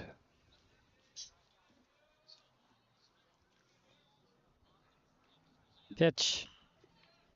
Grounder goes to the shortstop. Bizzoni, throw over to first to Falk in time for the out. So we got a 3 up, 3 down. No runs, no hits, no errors, nobody left on base as we go to the top of the 4th inning. It's Carbon 7 and Logan 6 when we come back. Hey there, food lovers. It's Bill Hicks from Farlano's Cafe, your new favorite spot for breakfast, lunch, and dinner. Whether you're craving a hearty omelet, a fresh salad, our golden curly fries, or our mouth-watering pastas, we've got you covered. And we're open 7 days a week.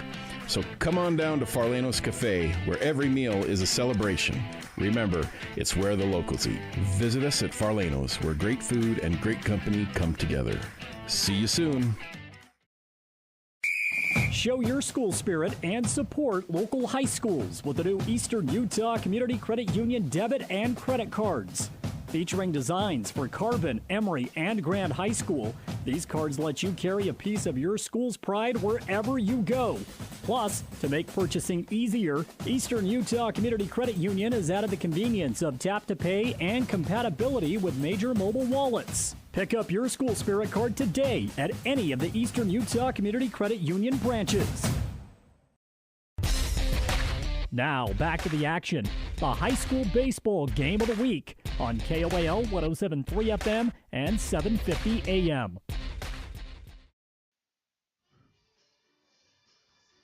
Welcome back as we go to the top of the 4th inning. The Dinos lead 7-6. Pitch count for Maddox Wilson. He's up to 59.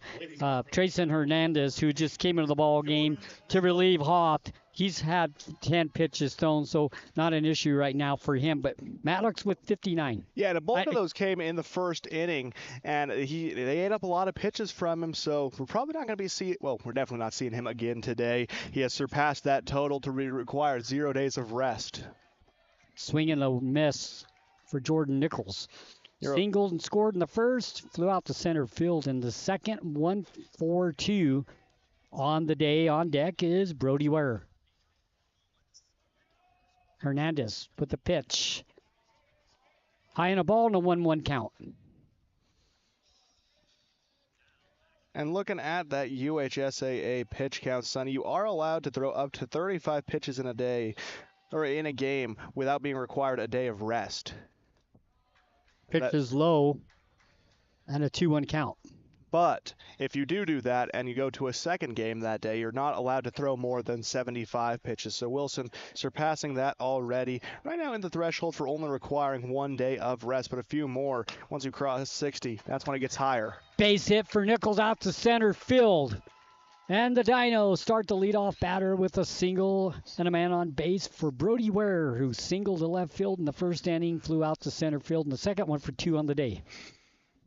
And that was part of that center field play from Shopbell, where he was just locking everything down, Sonny. He was unstoppable for a stretch there. Everything that came his way, he was snatching, whether he needed to dive or not. Nichols on first with nobody down. Pitch, check swing, foul to the backstop, and an 0-1 count. We'll see how aggressive they are on sending Nichols. I think you got to, Sonny. I think you're in a situation in this game where you need to have aggression. You can't be complacent with just a 1-run advantage over a team who's shown they can score, and they can score in bunches. Hernandez looks over at first, a couple of times over his shoulder. Takes a peek now, throws over there, no play.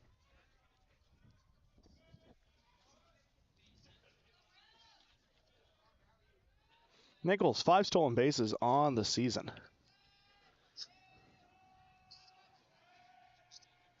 Back over at first a couple of times to wind up the pitches high in a ball. 1-1 the count. Back even it goes. Shaking off some of that first appearance jitters now. He's starting to get to work on the hill. Does Hernandez. 1-1 count with nobody down. Runner on first for the Carbon Dinos. Hernandez the pitcher. Throwing to Ware. Grounder. Gets through out into center field. It'll be a single, sending him to third. There's going to be a play. Not in time. Runner advances to second. 2 in scoring position now for the Carbon Dinos on the double. Runners at second and third. And again, it was a close call coming as Hoth tries to make the snag from short. Can't get his hands on it. Goes rolling into the outfield. What could have been an easy double play to turn now turns into runners in scoring positions. Urbanek will be up to bat, 2 for 2, a couple of singles. Single right now would probably get him a couple of RBIs with runners on second and third for the Dinos, up 7-6, top of the 4th inning. It definitely makes you think he'd be able to collect a few if he puts it into even the shallow outfield. Lots of speed for the Dinos. That's something about this roster that has always impressed me, is how fast they are.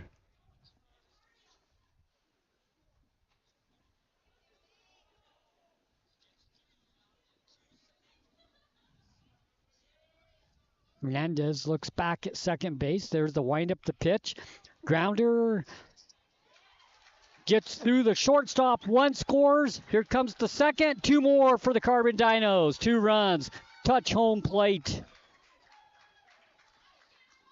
Well, Sonny, errors going to be the downfall of either of the losing team. That's going to be the statistic you look at and circle. Dinos had plenty of them going on in the first inning, but since then they've cleaned up their act. Logan has not. That one slipping through, and again, what would have been an easy out at first quickly turns into 2 runners crossing across home plate for the Grizzlies. Falk will be up to bat, grounded out in the first inning, hit by a pitch in the second inning.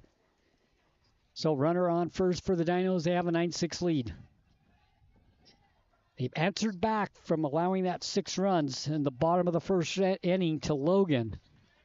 Falling behind 6-3, they've answered well. And that's exactly what they had to do, Sonny. They couldn't afford to have a few complacent innings. They have avoided that beautifully as they continue to move along and score runs. Moderate lead on first. Hernandez looks over there a couple of times, still looking over there. He'll throw there, no play.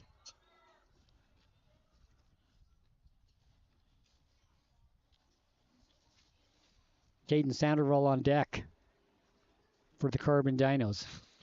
More action in the bullpen for the Grizzlies. Elam Abrams, rocking number 99, warming up. Pitch outside, and a ball in a 1-1 count. Back even it goes.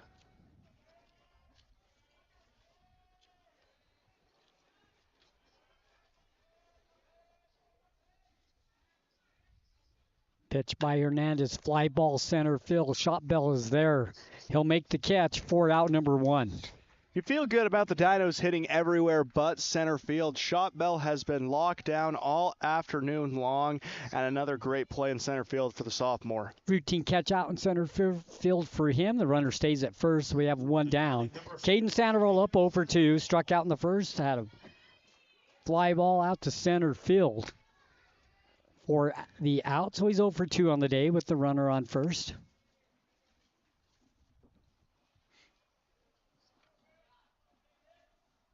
The pitch, high in a ball and a 1-0 count. And it feels like with Logan, they either win in close calls or they start to lose pretty spectacularly early on. And so far we've seen both sides of this squad. Falk, the courtesy runner on first for the Carbon Dinos. There's the pitch. It's high in a ball and a 2-0 count. Jumping ahead in the battle. Trying to get another runner on base for the Dinos. 2 balls, no strikes, 1 down. Runner at first.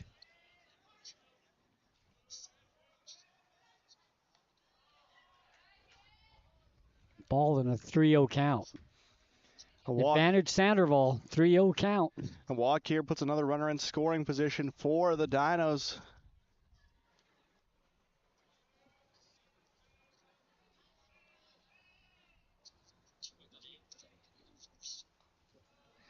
High in a ball and a walk. Runners on first and second.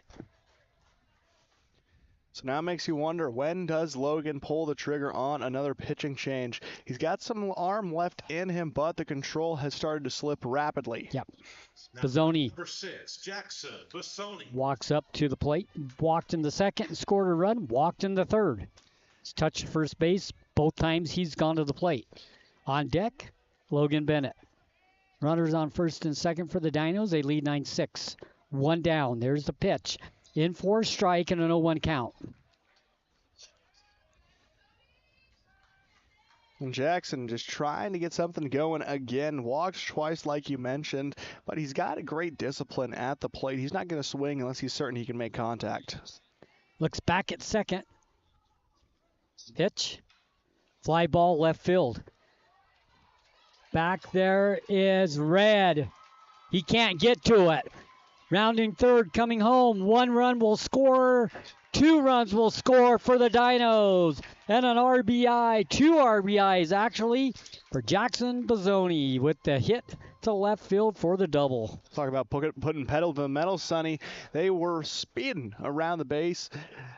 And you look at them, and they're starting to pause because they don't know if this is going to be an easy catch out in the outfield. But you watch it go soaring. It continues soaring, goes over the head of Red in left field, bounces off the wall. Both him and Shotbell having trouble corralling the ball. So 2 runners get to score for the Dinos, and they bounced back, like you mentioned, incredibly well from that 6-run first inning. The offense has been clicking all afternoon long. Yeah, 11-6 Dinos.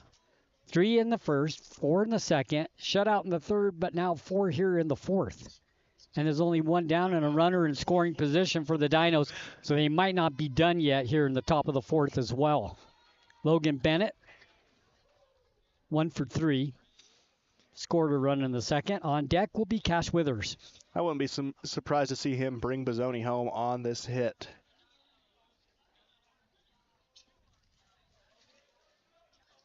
Hernandez looks back at second. The pitch. High in a ball and a 1-0 count.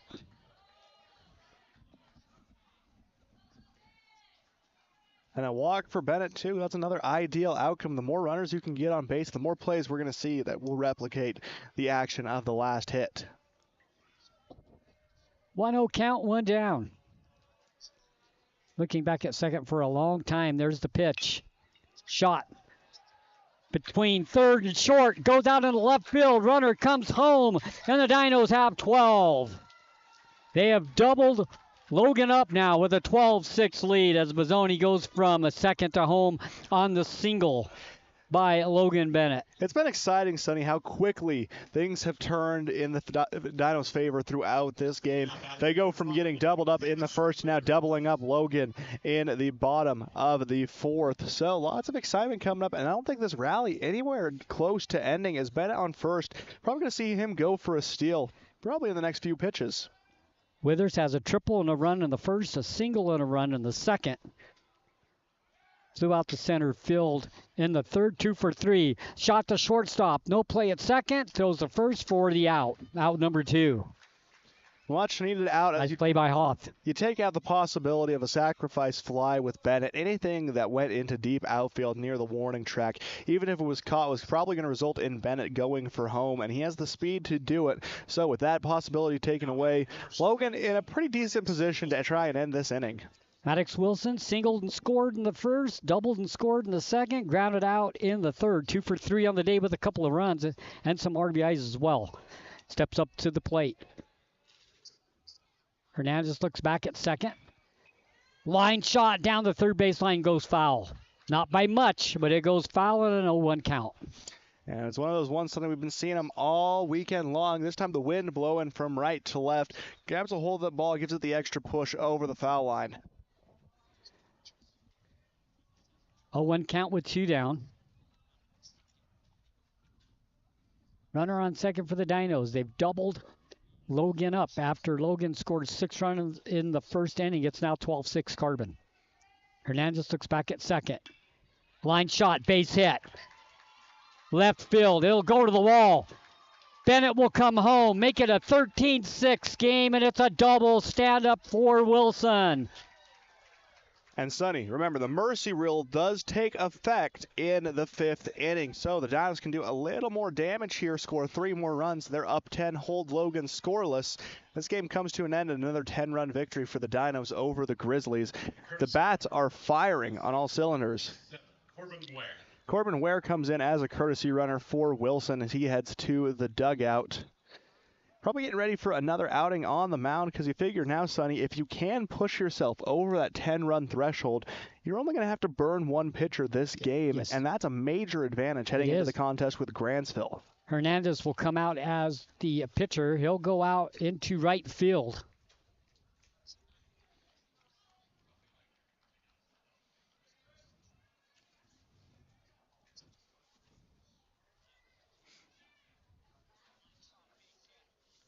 So the Dinos rolling here in the 4th inning. They only have 1 inning where they haven't scored a run. And it's completely opposite for Logan. They have 1 inning that they scored runs, but there were 6 of them. And a familiar, that was in the first. But since then, they've done nothing. And a familiar face coming in for the Dinos and the Grizzlies alike. Brian Venegas takes the mound. Carbon, very familiar with what Venegas was throwing. It was his addition into the game on Monday that helped power Carbon to their 10-run win over the Grizzlies. Now returning to the mound, only had to take a day of rest as he threw underneath the requisite amount of pitches. Venegas wears number 11. He comes in. He's the 3rd pitcher for Logan to come into the ball game. And we played 4 innings. 2 down with a runner at second for the Carbon Dinos. Where will be the runner, the courtesy runner for Carbon? Up to bat for the Dinos, I believe he's Jordan Nichols. He is 2 for 3, and he has a couple of runs. Yeah, He's touched home base twice. Like we talked about, Sonny, if I'm an opposing pitcher, there's no spot in this Dinos lineup where I feel safe with what's going to happen at the plate. All of these guys can put the ball into play, and they do it at a high clip. As a team, when you have a 309 batting average, any batting average over 300 as a team, that's pretty impressive. Yeah, Nichols is 2 for 3. On deck is Ware. He's 2 for 3 as well. And then after that, it's Urbanik, who is 2 for 2, and then he reached first on an error in the 4th and also scored a run. So offense is coming up for Venegas, who gets put in a position with 2 down and a runner in scoring position where he doesn't have an easy task. Yeah, Venegas in a bit of a sticky situation here. The Dinos need 3 more runs to put this one away following the top or the bottom of the 5th inning. Senior Jordan Nichols comes up to the plate. Put the runner on second, and the Dinos up 13-6, 2 down. The first pitch for Brian Venegas will come right now, and it's in the dirt and a ball and a 1-0 count. And we talked about it before, Sonny. Sometimes those first pitches can be pretty indicative of how an outing is going to go, especially if it's either very in or very out. That one bouncing off home plate. So a 1-0 count. Runner at second takes good sized lead. Here's a grounder. Shortstop gets past Hoff. The runner will round third and come home. And the Dinos have a 14-6 lead. Well, as the courtesy runner Ware touches the plate, and the single for Nichols makes him 3 out of 4. You go in after that inning, Sonny. You have scored 11 unanswered runs. Logan searching for answers defensively, but the answers are not coming. Everything the Dinos strike goes right into the gap. The fielders having trouble containing it, and it's allowing Carbon a little more leniency than you might normally see. Ware a single and a double, scored a run, flew out to center field in the second. 2 for 3 on the day. So 2 down with a runner at first and a 14-6 Carbon Dino lead here in the top of the 4th inning. 7 runs, the biggest inning for anybody. Line shot down the third base line just goes foul. Yeah, once again, it's one of those Carbon line drives down the third base line. It's just about a foot too far to the left. They've had a lot of those. They've had quite a few, Sonny. And as they continue, I thought that 6-run first inning was going to be hard for anyone to beat, but the Dinos have gone and done it. They scored 8 in the bottom of the 6th against Logan the first time these two teams met in the playoffs. Pitch, runner goes. Fly ball left field deep. Going foul and caught in foul territory for out number 3. But not before the Dinos score 7. They have a 14-6 lead as we go to the bottom of the 4th. We'll have the run on the top of the 4th inning when we come back, and Logan will bat to try to get those runs back. I was hoping to talk to someone about updating my insurance policy. I am able to understand complete sentences. That was a complete sentence? I didn't understand that. Why can't I just talk to a person? No one talks to humans anymore. Sometimes humans are just more helpful. I hear you. Why don't we review your coverage with a super check? Farm Bureau Financial Services. It's your future. Let's protect it. Contact Farm Bureau agent Jill Jensen in Price today. Discover the strength and beauty of Flawless Sheeting's metal siding and roofing solutions. Designed to endure and crafted to conserve energy, the products offered by Flawless Sheeting ensure your home not only looks good, but feels good too. Plus, they come with a 40-year warranty. Enjoy superior durability and enhanced comfort year-round with new roofing from Flawless Sheeting. Ready to upgrade? Call Flawless Sheeting at 636-7300 and elevate the way you live. Now, back to the action. The high school baseball game of the week on KOAL 107.3 FM and 750 AM. So the Dinos score 7 runs on 6 hits, 1 Logan error, and 1 left on base for the Dinos. They now have a 14-6 lead. As we look at scoring by innings, the first inning, the Grizzlies outscored the Dinos 6-3. In the second inning, the Dinos outscored the Grizzlies 4-0 to make it a 7-6 game. Scoreless in the third for both teams, and then in the top of the fourth inning, a big inning for the Dinos. They scored 7. Now Logan has the opportunity to get those runs back. The Dinos lead 14-6. And it's desperation time for him, Sonny. At the complete conclusion of next inning, if the Dinos are able to tally 2 more runs, that's going to put the mercy rule into place, and the Dinos will escape with another 10-run victory over Logan. Brian Venegas will come up to bat for the first time today. Right-handed batter, right-handed pitcher. Maddox Wilson stays in the game for the Dinos. Line drive right over second base out into center field. Fielded there by Logan Bennett, but the single to start the inning for Venegas. And a much-needed hit for Venegas, able to reach on to first. Now giving Logan some life as they try and come back into this contest. Now batting number 23, Tyler Garrett. Tyler Garrett up to bat. Trying to get this rally going in the bottom of the fourth. They need to start doing it now, or else you're going to need to score a whole lot of runs very quickly. Well, a good way to start a rally is get your leadoff batter on base. They have done that. The throw over to first, no play there. Garrett was showing bunt. It's trying to advance Venegas. He is a fast runner, so you want to try and get him in scoring position as quickly as you can. But I don't know if a bunt would be the best when Garrett has some power behind his swing. Pulls back, throw over to first from Urbanik, the catcher, after the pitch, not in time, and a 1-0 count. Well, you're down 8 right now here in the bottom of the fourth. If you bunt and you get out at first, you're giving up an out to advance one base. And down 8. Every out matters here, so I agree. I'm not the biggest fan of the strategy. Doesn't bunt this time, swing and a miss, and a 1-1 count.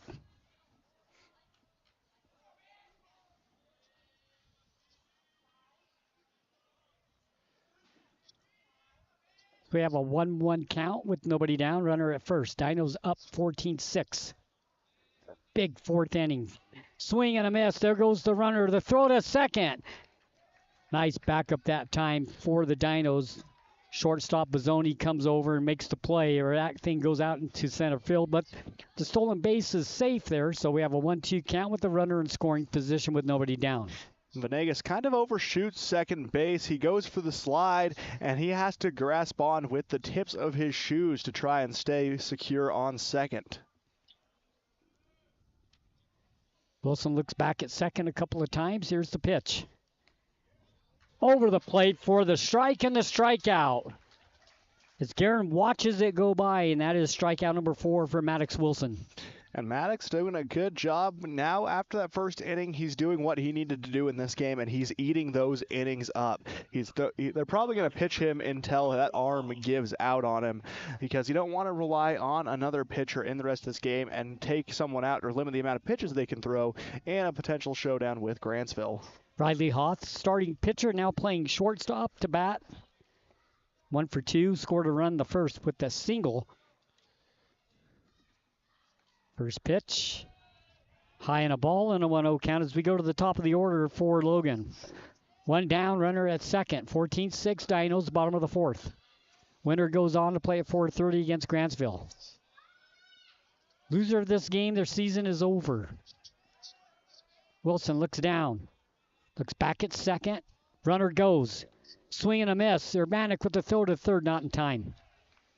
Good awareness by Venegas, knowing when to take off. He had plenty of time. That throw was nowhere near to getting him out. A good effort, though, by Urbanic to pop and throw over to third.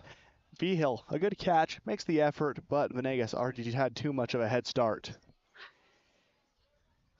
Dinos trying to make the play. They let Logan know, we're not going to let you steal without making an attempt to get you. Yeah, they're sending a message with that one. 1-1 count with one down to Hoth. Wilson with the pitch. Fly ball left field. Deep. That hits the wall. One run will score. Throw to second. Had an opportunity. Couldn't get him. A double for Riley Hoth. And he gets the RBI. So Logan cuts into the deficit. They're doing themselves some favors offensively now. Taking a load off the defense. They just need to continue to see runners cross home plate.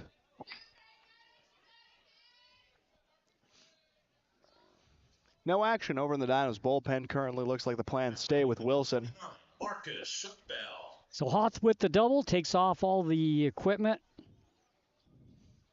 There's a lot of equipment to take off. I mean, you got 5 different gloves, elbow pads, knee pads, ankle pads. That's baseball now. Yeah. And then you got to put on your new gloves specifically for base running. It's like a fashion show. You look back at second, the windup of the pitch. Gets away from Urbanic. Hoth will advance to third, so we have a runner on third with one down. So now the sacrifice fly deep into a field will score a run. And you know, that's a big play right there to get to third, but it is still 14-7. Not necessarily danger time for the Dinos, but you do start to get a little tense that they're going to explode for another big inning like they had in the first.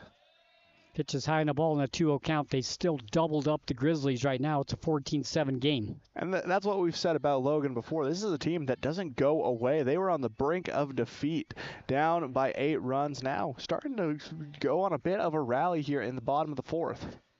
Pitch in for the strike in the 2-1 count. Well, the one thing that has impressed me is regardless what the score, I haven't seen one team not give it 110% regardless what the score is this whole week. Yeah, and they all recognize the stakes that are on the line. I think that makes it all the more fun. Pitch inside and a ball in the 3-1 count with one down. Runner at third, 14-7, Dinos, bottom of the 4th.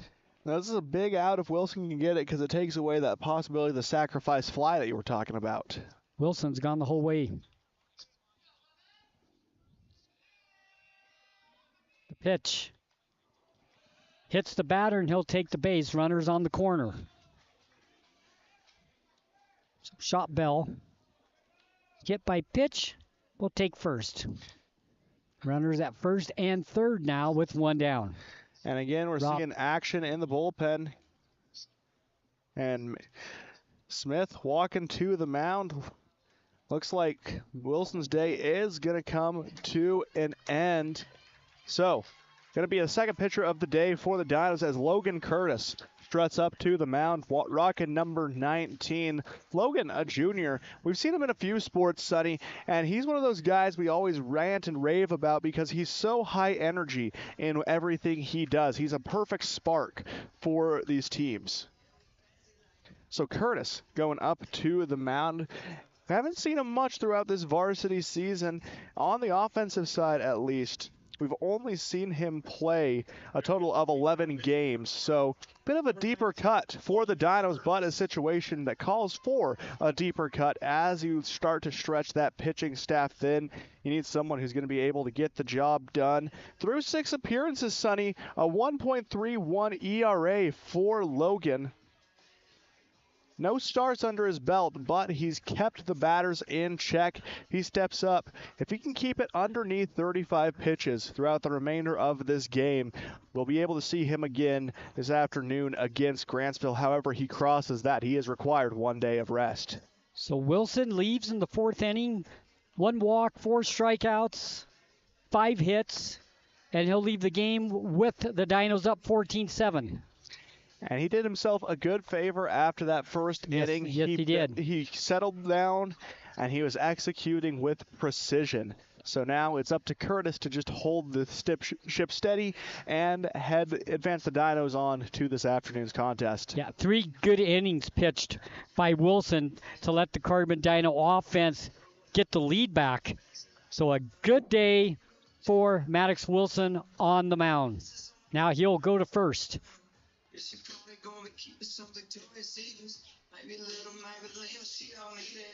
Falk will go to third.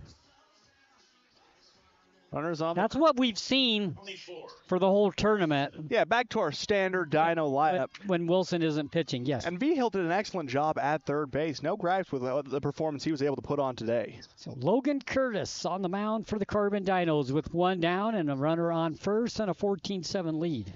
Here in the bottom of the 4th inning. And Urbanik, the freshman, taking charge from behind home plate, barks his commands before stepping into the ready position. Runner goes. Throw by Urbanik. They'll cut him off. Keep the runner at third, so we have runners at second and third now. 2 runners in scoring position. I love the aggression on the bases that Logan is showing right now, and it's a necessary evil. You got to continue to push the pace. That's a good play. They cut that throw off. They have a 7-run lead. Okay, you don't want the run at third to score. That runner at second. At this point in time, not that big of a deal, and a ball in a 2-0 count. Yeah, you want to see as little damage come through as possible if you're the Dinos. Despite how hefty that lead is, Logan can score the ball very well if given the opportunity. Grounder. Falk keeps it in front of him. The throw to first. Got him for out number 2, but the run will score from third. But that's a good play by Falk. He kept the ball in front of him. Good throw to first base for out number 2. And Logan has done an excellent job, and if nothing else this inning, of taking themselves further and further away from a mercy rule finish. Originally, only 2 runs were needed for Carbon to put this one away. Now that total climbs to 4 as Logan just will not go away. Zach Stewart, 0 for 2, struck out. Had to fly out to center field. Logan Bennett making that catch. Curtis with the pitch and a strike. Runner's going to go. They got him in trouble. Does he get there? He does. And it goes into left field, and a run will score on that pass ball to third. So base is clear, but Logan coming back slowly but surely. Fans on their feet for the Grizzlies. Rightfully so. This is an exciting turn of events. So they have 3 runs here in the bottom of the 4th. 14-9. Nobody on now. Base is clear with 2 down.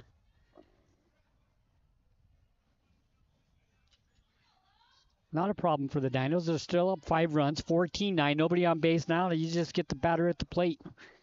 Pitch in for a strike and a 1-1 count.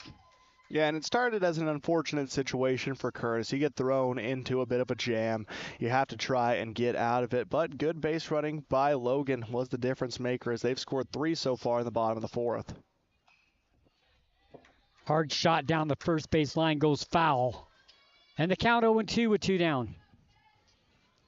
And again, I just love the effort from every team we've seen this week, whether it be on the bottom half of the bracket where we've spent a lot of our time covering, or the top half. There's no quit in any of these teams, and I love that about high school sports. These kids want to play to win. Fly ball right field. Ware's over there. He'll make the catch to end the inning. And just in the nick of time, things were getting a little scary for Logan as their bats were heating up, able to tally 3 runs in that inning, cut the deficit to 14-9. Decent inning for Logan on the offensive side. Not a decent inning for Logan on the defensive side. The Dinos outscore them 7-3 in the 4th, and we go to the top of the 5th inning. The Dinos up 14-9 when we come back. For Logan. At A Perfect Smile, they specialize in transforming your smile with precision and care. From porcelain veneers and dental implants to orthodontics, crowns, and bridges, their expertise covers every aspect of general and cosmetic dentistry. Dr. Jackson and his team are here to address even the most challenging dental concerns, helping you achieve a smile you'll love. Ready for a smile makeover? Call A Perfect Smile today, 637-2100, to schedule an appointment. You see your friends with their new travel trailers, four-wheelers, and side-by-sides. They're living the dream, right? Well, it doesn't just have to be a dream. You can start living that same dream life today by starting your new career with GMS Mine Repair and Maintenance. GMS is hiring mechanics, electricians, fabricators, experienced and inexperienced miners. They offer high starting wages, benefits, a 401k, and vacation pay. Local jobs are available. Apply today. Email your resume to kbarker@gmsminerepair.com. The dream can be yours with GMS Mine Repair. It's the high school baseball game of the week on KOAL 107.3 FM and 750 AM. The bottom of the fourth inning. 3 runs on 2 hits, 1 carbon error. Nobody left on base for Logan. Score now 14-9. They fight their way back. 5 runs behind, and Jason Urbanic will be up to bat for the Carbon Dinos. Singled in the first, singled in the second, and reached on an error in the fourth. So he's touched first base all 3 times. Yeah, he's come up to home plate. Down low and into the dirt. So a 1-0 count. Paxton Falk on deck. There's the pitch. Little blooping grounder. Goes to third base to throw over to first in time for out number 1. Nice routine play by Olson. Out number 1 for the Dinos. And that's what Logan needs, an inning full of those easy routine plays. You can turn. Venegas doesn't need to throw a no-hitter, doesn't need to throw a perfect game. He just needs to put the ball in a place where it's either in the strike zone or batters are making contact to the benefit of Logan. So Falk up to bat, grounded out to shortstop, hit by a pitch in the second inning, flew out to center field. First pitch inside and a ball.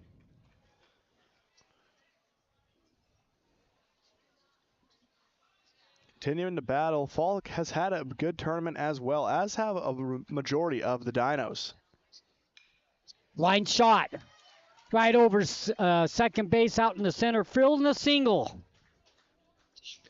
Good job by Shot Bell corralling that ball before it could do more damage, but still a base runner now on in Falk for the Dinos.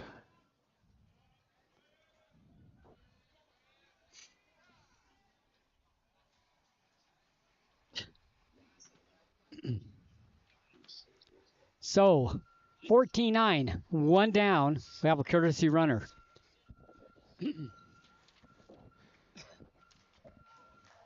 Courtesy runner coming in for the Dinos. That's going to be Xander Pappas. Pinch runner at first base, number 11, Xander Pappas. So we're seeing a lot more pinch runners coming, a lot more players getting involved for the Dinos on offense. Sandoval struck out in the first. Fly ball to center field in the second. Walked and scored in the fourth, so he's 0 for 2 on the day. Runner on first for the Carbon Dinos, up 14-9, 1 down. And Sandoval, always so much fun to watch the junior. He's hitting 161 on the year through 21 games played. However, he's collected 2 RBIs and 5 hits. I love seeing him at the plate because he shows such great discipline. That's what makes him stand out, is he's so patient as he's waiting for the throw. A little bit of a lead over at first. Pitch in for a strike. And an 0-1 count with 1 down. Wind starting to pick up now, going from right field to left field. You can definitely tell it's gone up and down throughout the afternoon, but the clouds really clearing up in the sky. Yeah, the sun coming out. Pitches a ball and a 1-1 count with 1 down. Been a great 3 days so far here in Ogden at Lindquist Field. A lot of fun, a lot of baseball.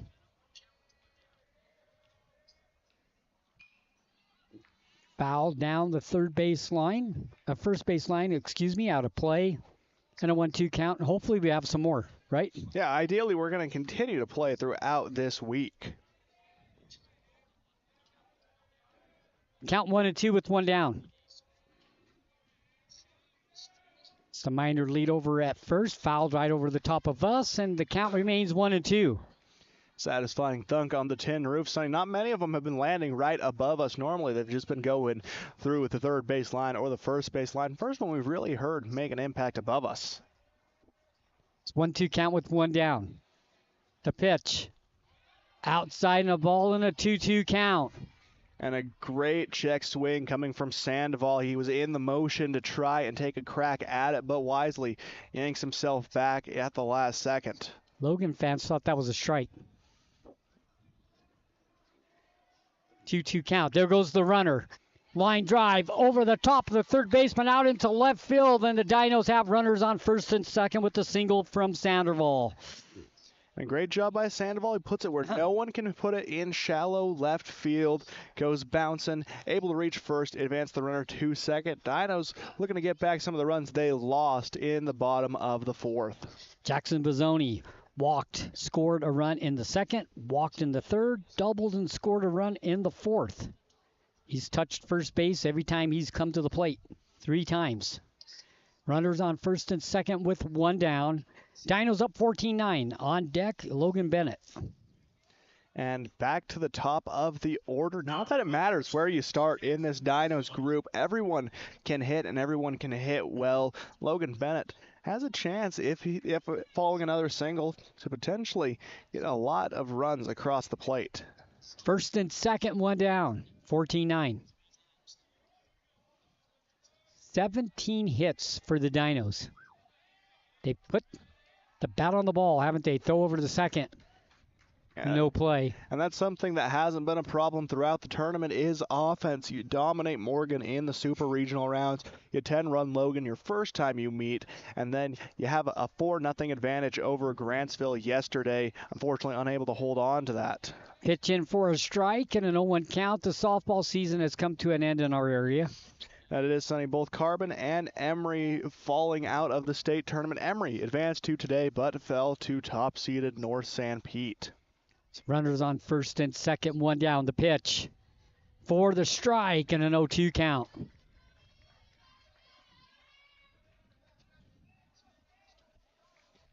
Oh-2 count to the junior, Jackson Bozzoni. After a rocky start, Venegas has started to find the strike zone. Pitch is high in a ball, 1-2. It was a good job checking that swing by Bozzoni. Starts to bring the bat off his shoulder wisely. Yanks it back.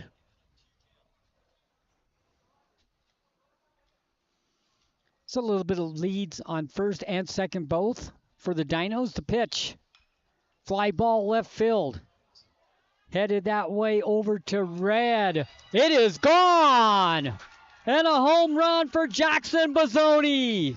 1, 2, 3 runs for the Dinos, and it's 17-9.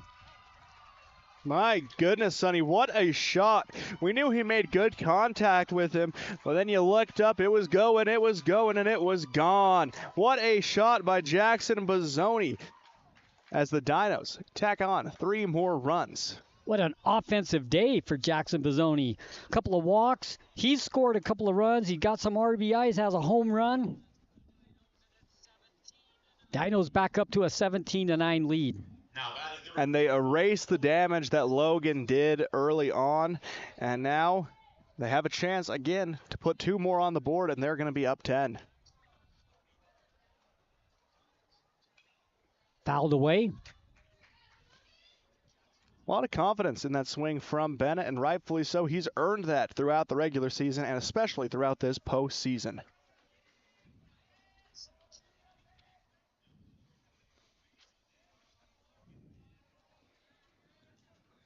One count with 1 down. Last pitch dropping low, unable to find the bottom of the zone.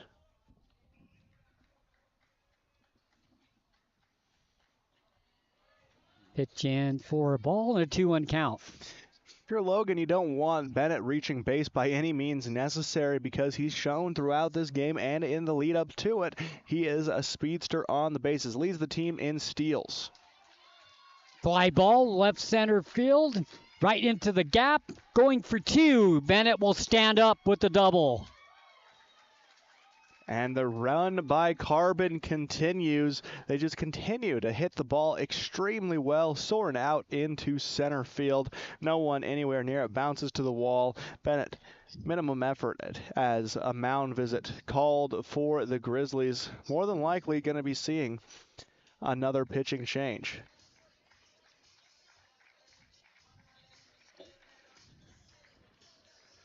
Maddox Wilson will come to the plate for the Carbon Dinos.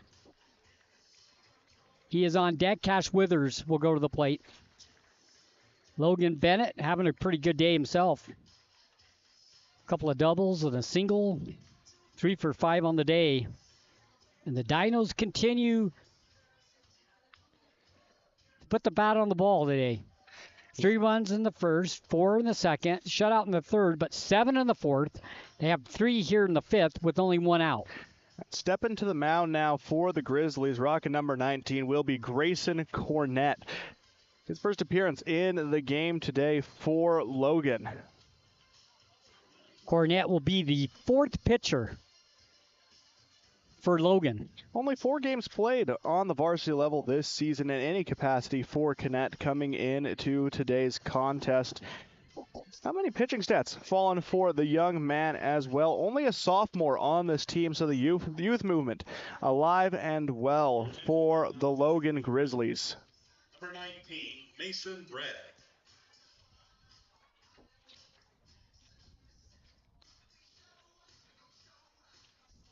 So, 17-9 the score.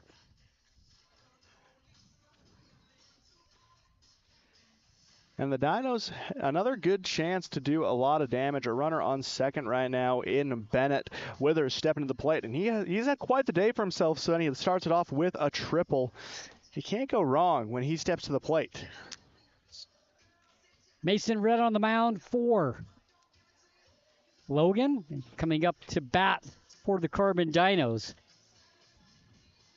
As we get ready to move on here in the top of the 5th inning. Lots of runs, lots of offense.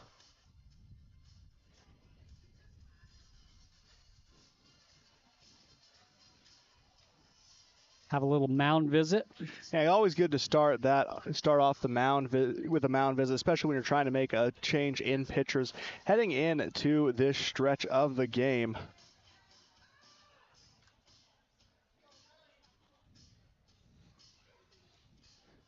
Now the plate for Carbon, number 5, Cash Withers. Withers steps to the plate. Love what we saw from him so far today.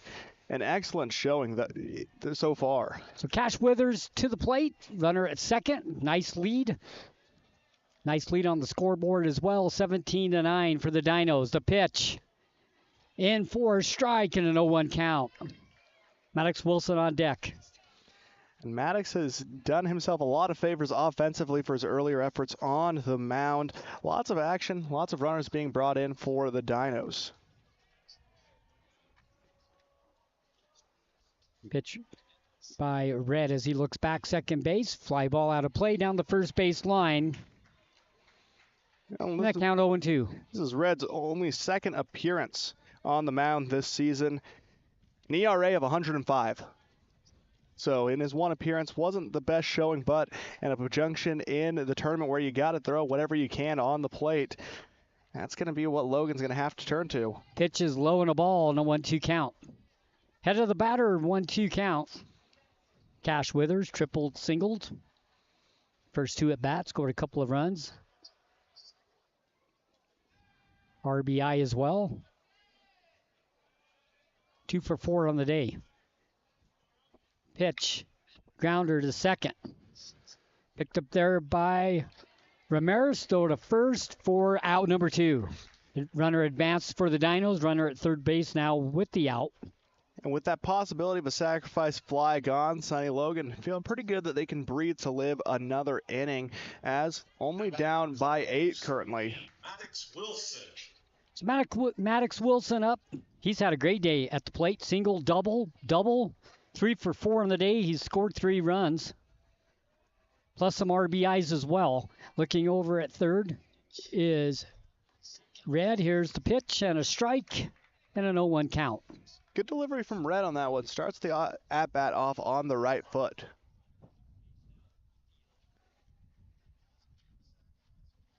It's over at third for a second. Gets the sign, the pitch.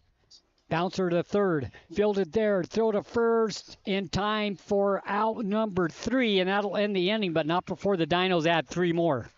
Yeah, it was a great offensive showing. They respond just how they needed to. Don't stay complacent. They wipe away the gains that Logan was able to make in the bottom of the fourth. Now going to the bottom of the fifth, they're up 17-9.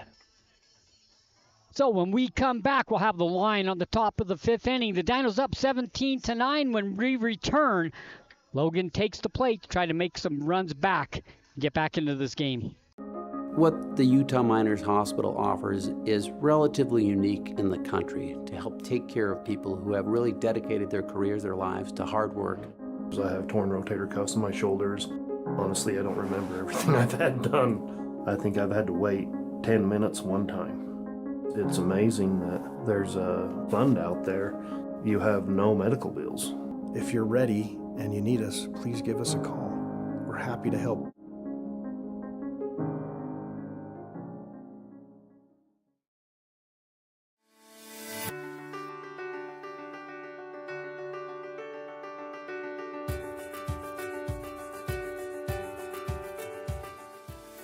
Hi, I'm Dr. Daniel Kelly, owner of Castle Valley Orthodontics. What's keeping you from having a perfect smile? We understand what you want from a local orthodontist. And here at Castle Valley Orthodontics, you'll be treated like family. Call Castle Valley Orthodontics at 637-2222 for a free consultation. Now, back to the action. The high school baseball game of the week on KOAL 107.3 FM and 750 AM. 3 runs on 4 hits. No errors. 1 left on base for the Dinos. In the top of the 5th inning, they lead 17-9. The first pitch. Here's a shot, base hit between short and third, out into left field. And Ramirez starts out the bottom of the 5th inning with a single. And like we saw, Sonny, in the bottom of the 4th, getting that leadoff batter on base has played pretty crucial roles for Logan getting runs on the board. And they did it with some success in the bottom of the 4th. Now looking to have some similar success in the bottom of the 5th. Colt Red walked, scored a run in the first, struck out in the third. 27, Spencer Martinez.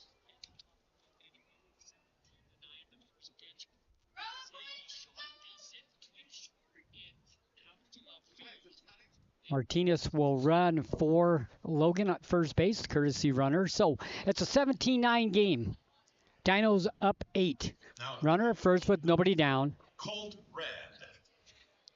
And I think if you're able to keep Logan from reaching double digits, that's a pretty big victory this inning, especially with how they've been operating in the later innings. Logan Curtis with the pitch in the dirt and the ball, 1-0 the count. Curtis is coming. He's done a good job in this relief position for Wilson. Wilson had a pretty good game for himself, 4 strikeouts on the day. After that first inning, he locked in. 1-0 count. The pitch. Low on a ball and a 2-0 count. Jumping ahead, good patience by Red, waiting for the one he wants to send Soren through the air.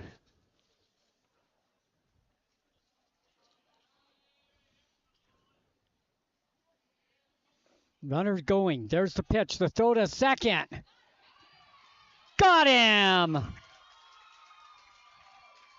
And while we always talk about Sonny, it's good to be aggressive on the bases because it's easier to go from first to second than it is from behind home to second, especially jumping from the squatted position. But a slow start was his doom as he tried to sprint Urbanek, the catch, the pop, the throw, and the easy grab by Sandoval for the tag. You know, we say it's harder to try to throw the runner out than running from first to second. There's a pitch and a strike and a 2-2 count, but Urbanek with a perfect throw.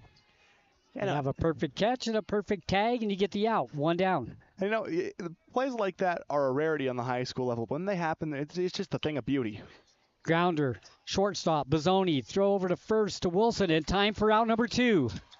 And you can kind of see where some of the troubles were being had with Wilson on the mound and Falk moving to first. Wilson just significantly taller than just about everyone on this Dinos roster. He doesn't have to leap to go for balls that are thrown over his head. He can simply go on a tippy toe and grab it out of the air. Not everyone has that luxury. Number 6, Kai Olsen. He's 1 for 2. singled and scored a run in the first, grounded out to shortstop in the third. Olsen, the 195 hitter for this Logan squad. Curtis's pitch, swing and a miss by Olsen, and an 0-1 count.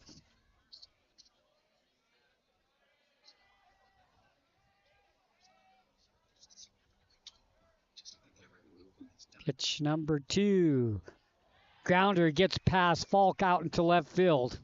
That was a hard hit ball. And it took kind of a weird bounce right before it got to him. It did. It was a solid strike, and a weird bounce aids it in its journey to the outfield. So now another runner on base for the Grizzlies. You have that area where it goes from grass to dirt. When the ball hits right in that area, it just takes a weird. It does. Takes a weird bounce. It jumps in a way you can never quite predict. Yep. So runner on first with 2 down.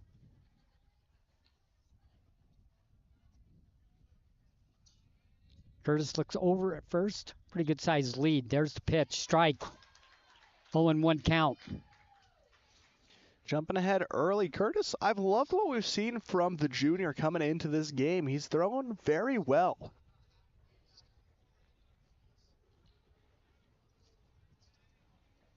Pitch number 2 to Red. Inside ball and a 1-1 count. 1-1, 2 down. 17-9 Dinos. Runner at first for Logan. We're in the bottom of the 5th. Now, if Carbon can tag on a mercy rule, you protect Curtis's pitch count, and he can come in again against Grantsville. Nice lead once again. Swing and a miss. Throw over to first. Not in time. 1-2 count. Right now, about 66% of Curtis's pitches have been thrown into the strike zone.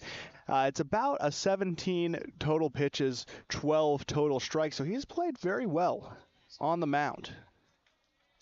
1-2 count. Curtis pitch. There goes the runner. The throw once again by Urbanik, and he strikes out. Doesn't matter. No. So the inning comes to an end. Yeah, it wasn't as good a throw on the throw to second as we saw the first time, but in the end, didn't really matter. Yeah, I got caught watching the base runner. So the Dinos have Logan with the scoreless bottom of the 5th, and they have a 17-9 lead. So the 5th inning, definitely a plus for the Carbon Dinos. They outscored the Grizzlies 3-0.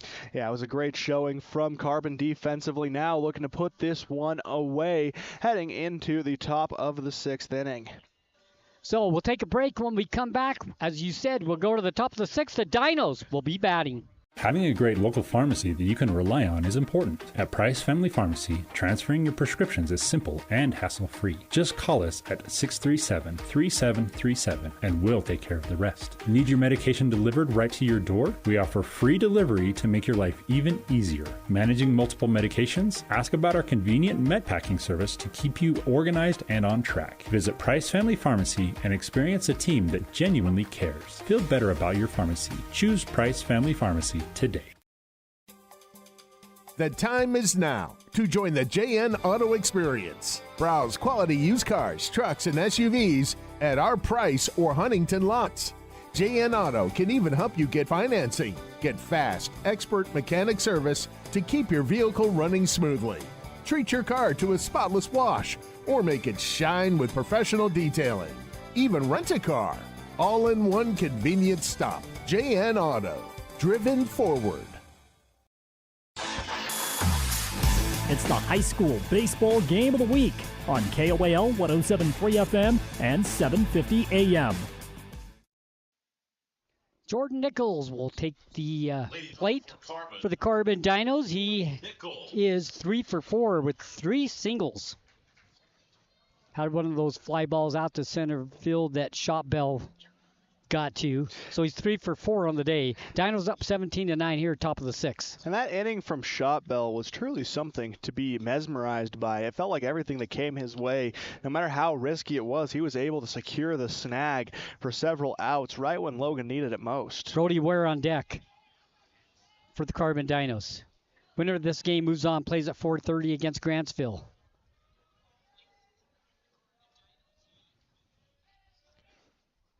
Pitch in for a strike and an 0-1 count here on KOAL 107.3 FM 750 AM. 3A state playoffs. Lindquist Field in Ogden, Utah. Another beautiful day for baseball, Sonny. The clouds really cleared up. The winds died down just enough where it's not an inconvenience. I'm loving the feeling today at the ballpark. Foul to the backstop. Count 0-2. And the biggest question going into a potential afternoon matchup with Grantsville, Sonny, is who will the Dinos throw? You've got a lot of options. You got to have someone who's going to dig deep, though, because that's an offense that when the bats get going, they're hard to slow down.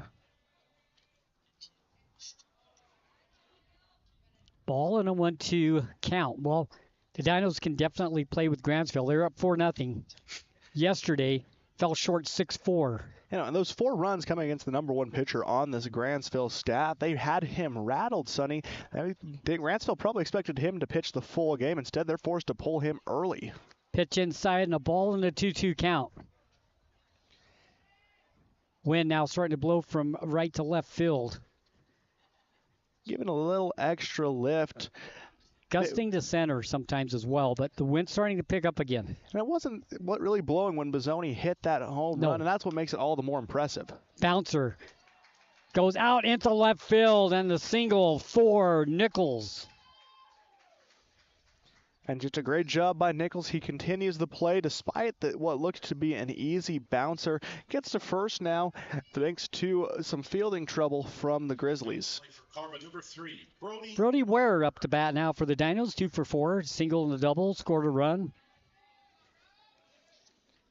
RBI's added to that as well. Good offensive day for Brody Ware. Runner on first now for the Dinos with nobody down. 17-9, top of the 6th. And hit by the pitch. So Ware will go to first base. Runners on first and second. And luckily, that one not thrown with a whole lot of zip. He takes it lightly on the back. Runners on first and second now. Jason Urbanek up to bat with runners on first and second. And again, consistency incarnate with Jason Urbanek. If he can bring both of these runners across Carbon in a 10-run situation pending the bottom of this frame. Shows butt. Popped up to the backstop, and it'll fall to the ground harmlessly in an 0-1 count. Falk on deck for the Carbon Dinos. Runners on first and second with nobody down. Setting themselves up here in the 6th inning for a possible another good offensive half of inning here. Yeah, when you can get 2 runners on base with no outs that quickly, doing yourself quite a bit of favors. Especially when you look at how good the bottom of the lineup today has done at the plate for the Carbon Dinos. That's something we knew coming into this game would be the case. This is a group where top to bottom, all of them excellent hitters, and today it's been the bottom half that's really been showing out. Pitch outside and a ball, 1-1 count. And credit to Carbon, too. After going down 6-3 heading into the 2nd inning, this team didn't roll over. They continued to play extremely well. They score 11 unanswered runs to give themselves an advantage. Logan starts clawing back, but since then, the Dinos retaken the reins. Red with the pitch. Fly ball center field. Shot Bell will be there to cover it. For out number 1, runner stays at second. And Shot Bell, a black hole out in center field. Anything that comes his way ends up in his glove. Now batting number 34, Paxton Falk. Paxton Falk up to bat. Singled and scored in the 5th inning. Dinos with that 3-run big inning. They've had some big innings all day long. We'll talk about that after this pitch. Runners on first and second. Red looks back at second. Gets past the catcher. Runners advance for the Dinos. We'll have runners in scoring position on second and third now. But the Dinos scored 3 in the first, 4 in the second, scoreless in the third, but then 7 in the 4th and 3 in the 5th. We said the bats have been making contact with the ball, and the scoreboard shows it. It has, Sonny. Another excellent offensive explosion from the Dinos. That's what makes them so scary going into the remainder of this tournament. Their bats don't ever really cool down. Second pitch to Falk is a ball, and we have a 2-0 count. Excellent job just waiting. He knows he doesn't need to rush anything here. He's ahead in the count. Hit by a pitch, bases loaded. And control continues to be a problem for the Grizzlies. Another plunked batter loads the bases for the Dinos as stepping up to the plate, Ricky Sandoval. And as he comes in, and Sonny, he had quite the performance the first go-around between these two teams. And he scored 2 go-ahead RBIs in the bottom of the 6th. First time. Second time, he was able to replicate that success, hit the walk-off that gave the Dinos the 10-run victory. So, in a situation like this, you're going to be pretty happy to see Sandoval step into the plate. Have a mound visit.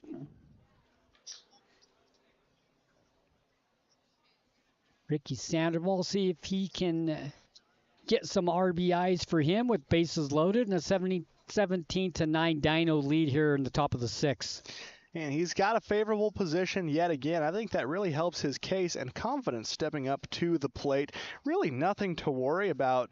You put it in play. Even if you hit a fly ball to the outfield, you're probably scoring at least once. Jackson Bizzoni on deck. We knew what he did last time he was at bat. Yes, we did, Sonny, and he wants to see another one go soaring over that outfield wall. Barring a double play of some kind, we will see him again as he is on deck. Bases loaded, 1 down for the Carbon Dinos. Ricky Sandoval to plate.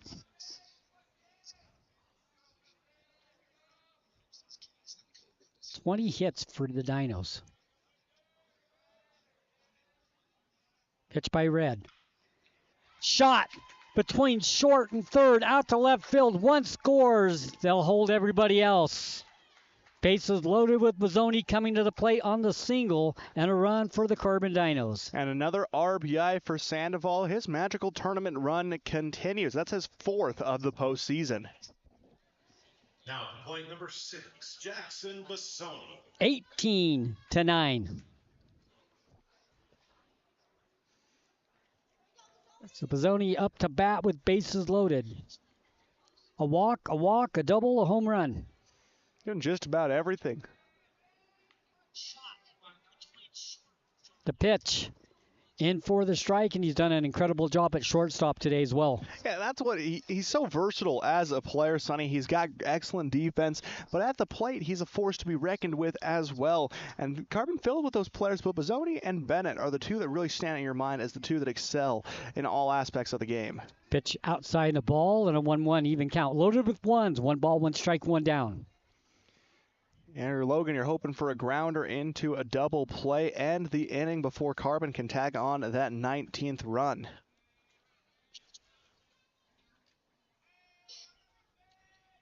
Red looks over at third, looks back at second. Bases loaded for the Dinos. The pitch, hit by a pitch once again. And Bizzoni will take the base and a run will come in. And that puts them up by 10 now. Carbon, an opportunity to add on a few more, give themselves some insurance. So Brody Ware will walk from third to home and touch home plate and make it a 19-9 Dino lead. We'll have a mound visit, and I think we're going to see the 5th pitcher of the day for Logan, and we will. And so those changes have served a purpose. They may not get good extended results, but the different look seems to always throw off the Dinos enough to escape from the inning after the damage has been done. So, going to be a lot to look at for the Grizzlies coming in. Bases loaded. 19-9. Dinos with 21 hits.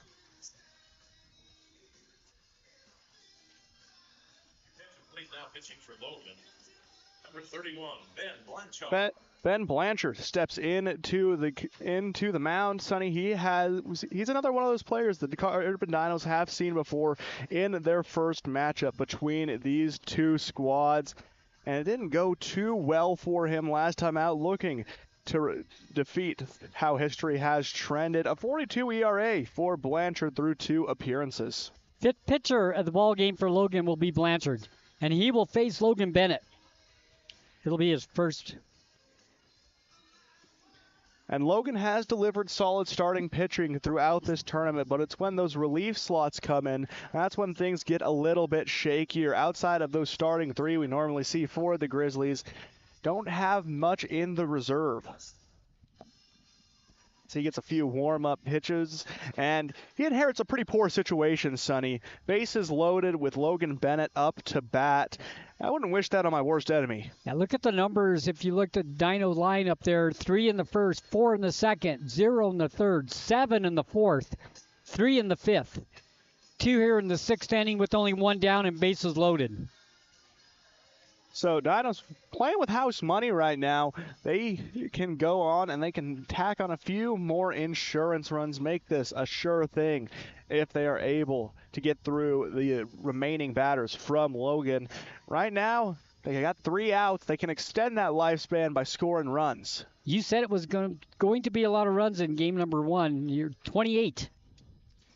Yeah, when I said a lot of runs, I don't think I expected 20. I was thinking more of like an 8-7 ball game, but I'll take this too. This has been a fun game to watch because there's just so much offense. You and I are big fans of pitching duels, but every once in a while it's good to have an offensive surge.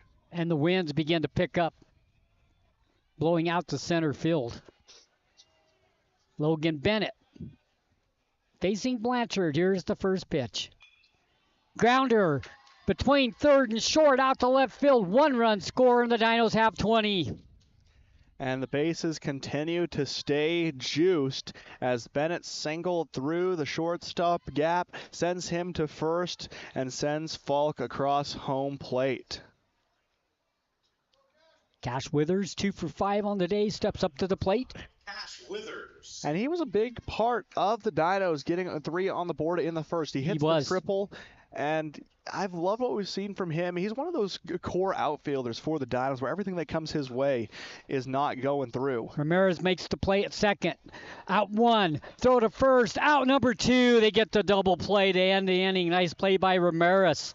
That was a great job, Sonny, turning that double play, able to end the inning. Now they need to score 2 runs if they want to stay alive past the bottom of the 6th. So we go to the bottom of the 6th inning. The Dinos up 20-9 when we come back here on KOAL 107.3 FM, 750 AM.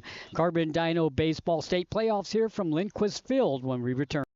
It's fun! It's our favorite place. Strike Up family fun for everyone. Gateway Lanes. Families that play together stay together. And Gateway Lanes is your center for fun, snacks, and great food. So let Gateway Lanes do the cooking with open and league bowling year-round and Club Bowl Thursday night, 9 till 11:30, with unlimited bowling including shoes. Since 1989, Helper's Hometown Bowling Center. Gateway Lanes, South Main Street in historic Helper, and bowlhelper.com. Let's roll.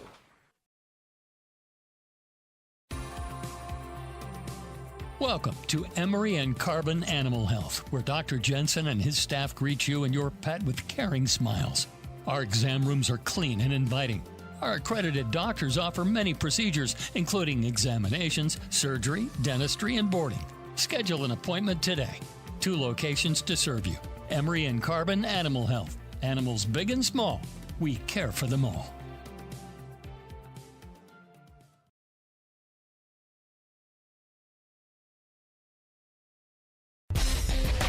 Now, back to the action. The high school baseball game of the week on KOAL 107.3 FM and 750 AM. Got to get the... Welcome back as we go to the bottom of the 6th inning. The Dinos in the top of the 6th inning score 3 runs on 3 hits, no errors, 2 left on. And the Dinos now have a 20-9 lead as we go to the bottom of the 6th inning. And it gets to the situation now where Logan has to put some runs past home plate. They have to have somebody touch home plate or this game's over. That they absolutely do, Sonny, and they have to score 2 runs in this inning to keep themselves alive. Fresh blood on the mound for the Carbon Dinos. Traxton Childs steps up to the mound. He's trying to put this game away, preserve the pitch count for Curtis.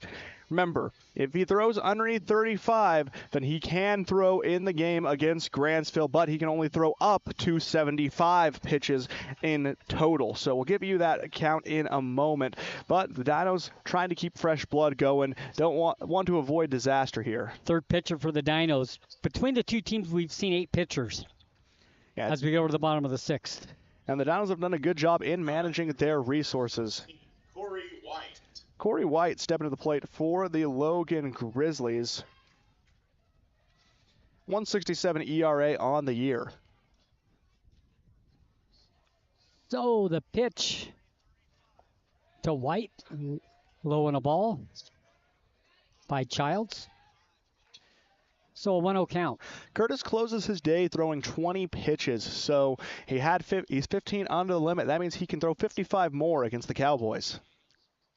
Pitch in for a strike and a 1-1 count. Good velocity on that throw. The snap of the catcher's mitt. Audible from up here in the booth.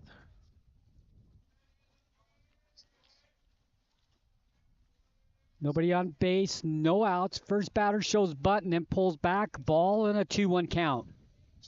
I don't understand going for the button here, Sonny. You have no one to try and advance on base, especially when you're trying to keep things rolling along.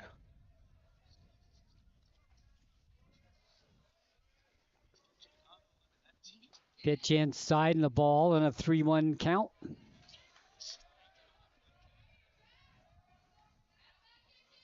Jumping ahead, good job in the box by White. 3-1 count, nobody on base, nobody out. 20-9 Dino lead, bottom of the 6th, shows bunt again.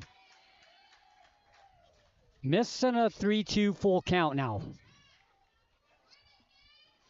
Yeah. They're trying to get a base runner. Right now, they're not worried about the 20-9 score. They want to get a base runner. They want to get 2 runs. Yeah, you need those 2 runs to keep this game rolling along. And then hope something big happens in the 7th inning. There's the windup, the pitch, swing and a miss. Gets past the catcher. He'll get the first.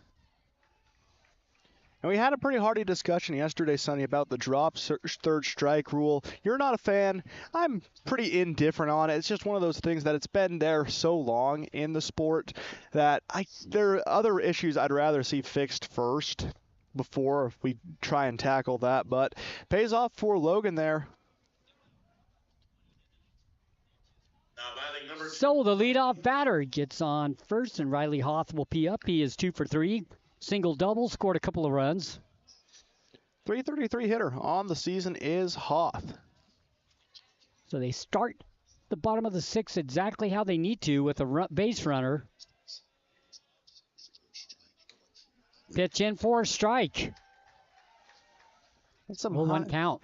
Some high speeds. One thing about this Dinos team is no matter who you put up on the hill, they're throwing typically low to mid 70s, so they've got some heat behind those fastballs. Looks over at first couple of times. The windup pitch, runner goes. Bouncer down the first base line, goes foul. So the effort to dive for second, all for naught as he has to make the long trot back to first base. But you can tell they're trying to be aggressive here, and as they need to. Got a good jump. He'd have had a successful steal. Oh, yeah, there's no doubt in my mind if that ball doesn't go foul, he is making it to second safely. 0-2 count. Nobody down, runner on first, wins, pick up more. Headed out to center field. The windup in the pitch. Runner goes again. Hit by a pitch, and we'll have runners on first and second. And 2 times that's White's tried to steal, and both times he's done a good job of timing it. But both times it's ended up not being a stolen base for himself because of something out of his control. Marcus Shotbell will be up. Scored a couple of runs today. He had a single in the first inning. Got hit by a pitch in the 4th and did touch home plate in that inning. So runners on first and second with nobody down. And Marcus Shotbell up to bat, and the winds get stronger quickly. These were the gusts of 22 miles per hour we were promised, Sonny. It died down for a few hours, but now back with some fury. Shows bunt. Pulls back, and it's a ball and a 1-0 count. Now, This game being in the bottom of the sixth, this win, I don't think is going to really be an impact on this game, but the games coming up today, it could be. Yeah, if it continues to hold in this current pattern, you're going to see a pretty big impact in Canyon View and Manti, and then again in Carbon Grantsville round 2. First and second, there goes the runner. The no throw to third. We'll have runners on the corner now for Logan. It was a good job by Bozzoni. He was going stride for stride with White, making sure that if they were going to make a play, he was going to be able to get the out. Now you got a 20-9 lead. You don't have to try, even if they do score 10 runs and it goes 7. You still have a major lead. Yeah. Even if it's 9 runs, you don't have to get you don't have to carried get away antsy and let them have a big inning. Yeah. No, you don't need to get antsy. Yeah. Would a 10-run be nice? Yeah, but at the same time, you're up by 11 right now. You don't need to hunt that. Runner goes from first to second, gets past the catcher, and a run will score for Logan, advancing to third. The throw there not in time. So wild pitches have been what a bulk of Logan's runs have been scored on. 2 of them coming in the bottom of the first. Another coming here as a run scores for the Grizzlies.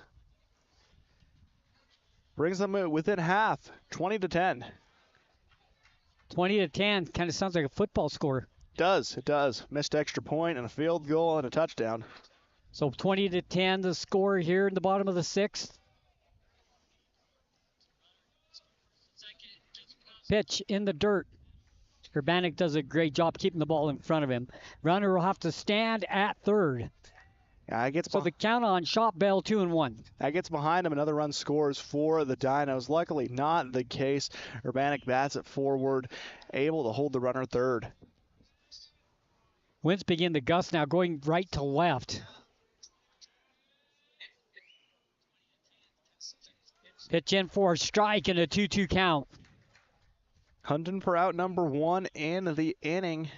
And a good chance for Childs to come up with it here. Nobody down. Runner on third, 20-10. 3-2 count to Shop Bell. The windup, the pitch by Childs. Base hit. Over second out in the center field, run scores. We'll play another inning. It's 20-11. And Logan, again, got to give them props. This is a team with no quit. They just continue to push on forward.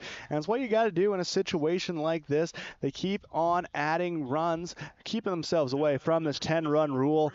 And you got to give them props. That takes a lot of guts to come on and keep on playing despite the deficit. Graydon Olson, 1 for 3, single scored in the first inning. Had that fly ball to center field, grounded to third.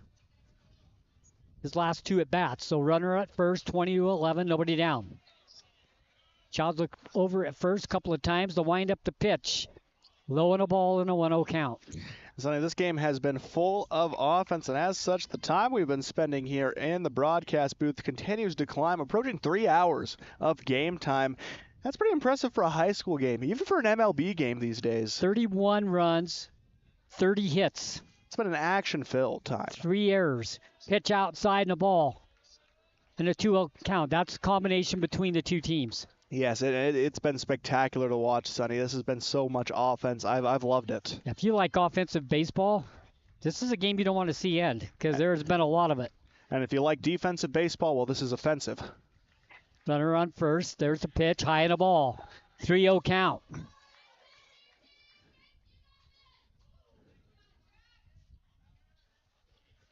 Taking a second, calming himself, get those nerves back in check. The wind gusts again right behind us, blowing heavily.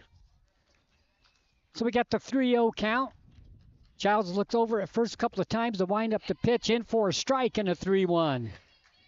He just needed to see it hit into the strike zone. Sometimes that big confidence-building throw is just what the doctor ordered. KOAL 107.3 FM, 750 AM, state playoffs. Lindquist Field and Ogden. Carbon Dinos up 20-11. There's the pitch. Fly ball out of play behind us. And then we have a full count with 3-2. So he was down 3-0, and he's done a good job, has Child, to work his way back to a full count. And just like that, Child's back into this at-bat. Love what he's been able to do. 3-2 count, 20-11. Looks over at first. The windup, the pitch. There goes the runner. Fly ball left field. Covered out there for out number 1. Trying to get back to first. He doesn't do it. They double him up. What a throw by Cash Withers in left field. Oh my goodness, Sonny. That was a rocket. That's a hard play to turn from left to first. Withers to Wilson. Wilson giving Withers a point. Got to show some respect on that one. What an arm on Cash Withers. That was a deep fly ball. The Logan runner thought it was going to drop. He was 3/4 of the way to second. But I didn't think Withers had any chance of throwing him out on first. What a play. Out number 2 on the double play. Yeah, I had no expectation for that to turn into a double play. But what a throw. Stewart at the plate, swinging a miss and a 0-1 count. 0 for 3. Struck out in the first. Deep fly ball to center field in the second. Fly ball to right field in the fourth. 0 for 3 on the day.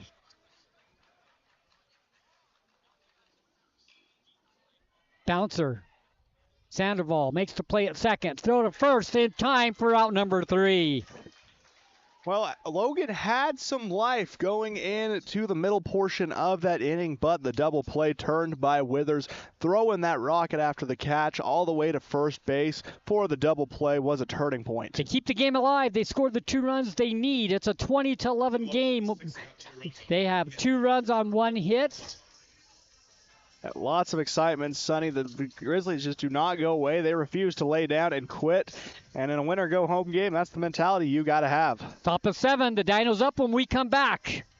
Our home flooded when the refrigerator line broke. We felt helpless, didn't know what to do. Our neighbors told us to call On Call Restore. They really came through for us. Serving all of southeastern Utah, they're fast and professional. 24/7 emergency services for water, fire, and mold. They even do emergency board-ups. And as a licensed insured general contractor, they do the remodeling as well. Call for a free quote, 650-1092. Bringing you peace of mind during the worst of times. Call On Call 650-1092. We'll be on our way. Imagine a smooth, hassle-free journey to the front door of your new home with the Driggs Mortgage Team guiding you every step of the way. Hi, this is Greg Driggs. Our seasoned experts understand the ins and outs of home financing and refinancing. Come visit us at our new permanent address, 8 East Main in Price, where we plan to be a staple for years to come. Start your journey today. Call 801-427-3577. The Driggs Mortgage Team, NMLS number 272076, Equal Housing Opportunity. Driggs Mortgage Team is a DBA of Premier Mortgage Resources, LLC, NMLS 1169. It's the high school baseball game of the week on KOAL 107.3 FM and 750 AM. The bottom of the 6th inning looked like this for Logan.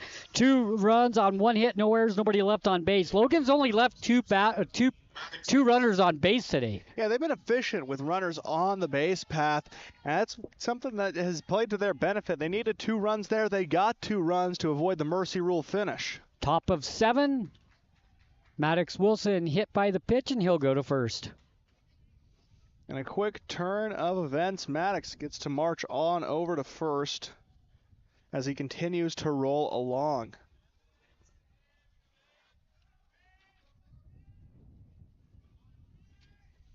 Blanchard, the pitcher. Maddox on first, nobody down. So the leadoff batter gets the first. Jordan Nichols up to bat. Quite the day. Quite the day indeed for the Dinos and for offense as a whole. Swing and a miss. We'll tell you about Jordan's day at the plate. Singled and scored in the first. Had that fly ball to center field for the out in the second. Singled and scored in the fourth. Singled in the fifth. Singled and scored in the sixth. 4 for 5. Pass the catcher. Wilson will advance to second, so the Dinos have a runner in scoring position. Runner in scoring position yet again, and a 1-1 count for Nichols.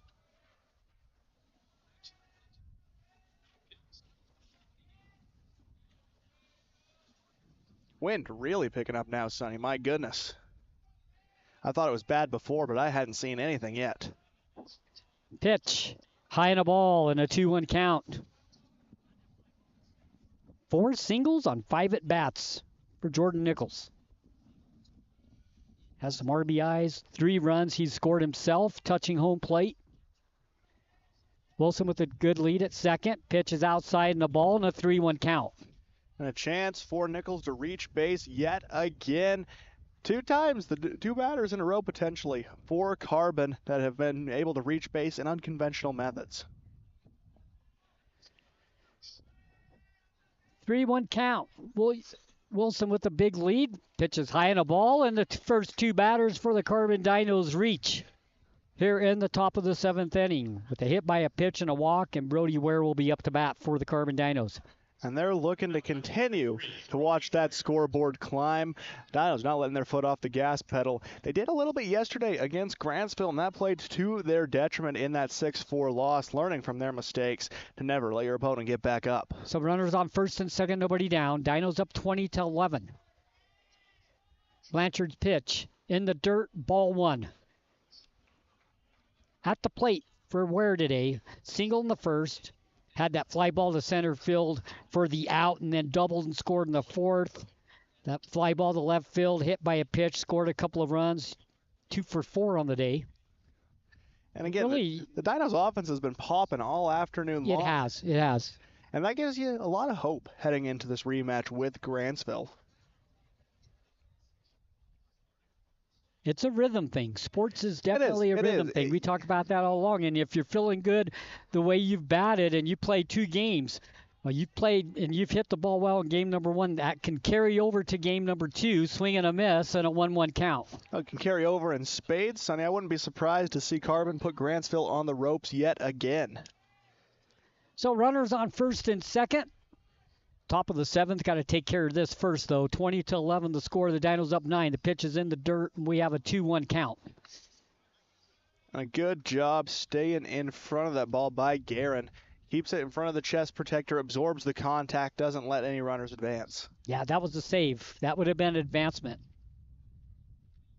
Dinos would have had 2 in scoring position instead of 1. He keeps that ball in front of him. Good job. 2-1 count. Blanchard's pitch inside.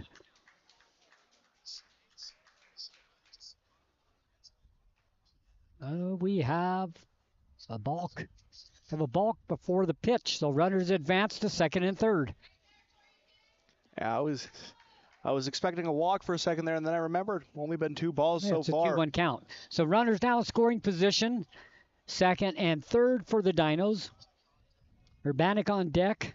The pitch in for the strike, and we got double 2s.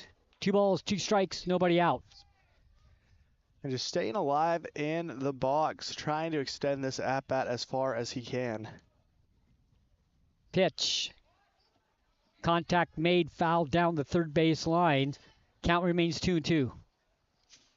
And Carbon looking to tack on just a few more insurance runs. Yes, you're up by 9, but you can never be too safe. No, you got the bats rolling. Keep them going. Yeah. Like we said, you want it to carry into the next game.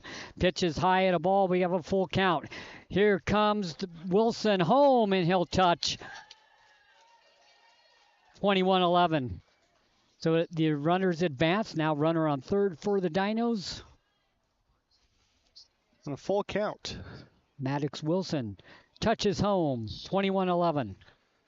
Just continuing to watch that scoreboard climb. The offensive momentum, Sonny, in the hundreds. What an effort by Carbon. Blanchard looks back at third. The pitch. Got the strike call and the strikeout. Ware watches it go by. Out number 1. Much needed out for the Grizzlies. Finally able to put one up on the board after 1 run bleeds through and another on third. Jason Urbanik up to bat. Runner on third.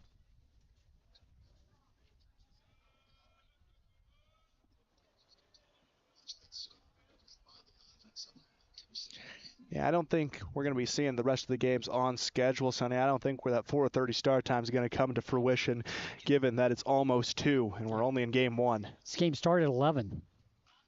Fouled into the Logan dugout. 11 o'clock game, so this has been a 2 hours and 47 minutes. Yeah, like I said earlier, inching closer and closer to that 3-hour game time mark. And again, that's impressive to see at any level these days, especially with changes to try and make the game faster, which I think were unnecessary. Slow shot to shortstop. Holt makes the catch for out number 2. So now Logan in the driver's seat this inning, looking to put it away. Blanchard, he's not delivering the most strikes, but he's keeping the batters competitive, keeping them honest, and when they make contact, they put it into positions where Logan has been able to make plays. Paxton Falk, he's been hit by a pitch twice. Wasn't hit by a pitch on that one. The line drive down the third base line will go to left field. Run scores and he gets the RBI. And not that time not hit by the pitch. He hits the pitch and advances the run in and gives himself a spot at first base. Jordan Nichols touches home, 22-11.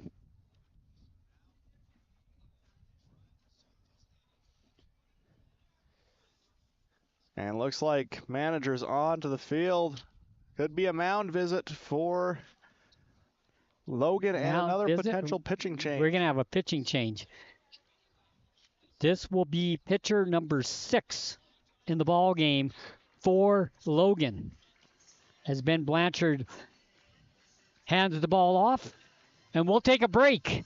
Here in the top of the 7th inning, the Dinos up 22-11 with 2 down and a runner on first when we come back. At Landon's Diesel, they understand the heartbeat of your diesel truck.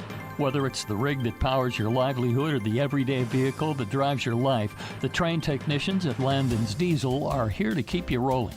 Plus, with 24-hour towing service, support's just a call away, anytime, day or night. Drive into Landon's Diesel for expert care tailored to you and your truck, because when your diesel needs expertise, Landon's Diesel is always here. I was hoping to talk to someone about updating my insurance policy.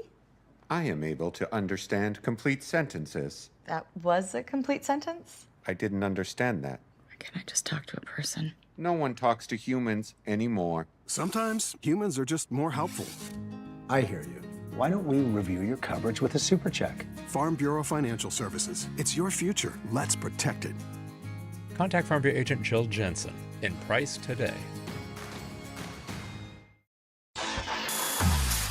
It's the high school baseball game of the week on KOAL 107.3 FM and 750 AM.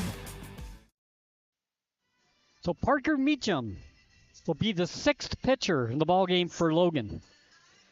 And they just continue to burn through them, Sonny, but you got to do something at this point to try and get this last out. You know, I think it's a kind gesture from manager Ron Schottbell, probably trying to get a lot of those upperclassmen into this game. Give them one last shot as they say farewell to the seniors of this program. So 22-11 the score. Runner at first. 2 down for the Dinos.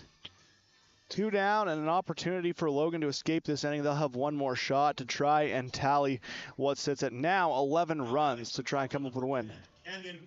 Canyon Grant coming up to the plate for the Dinos.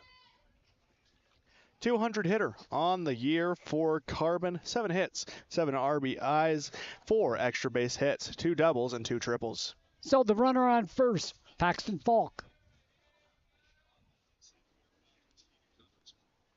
Pitch to Grant. Fouled back over the backstop. Stays in the seats, bounces around for the foul ball and an 0-1 count. Continues to climb now.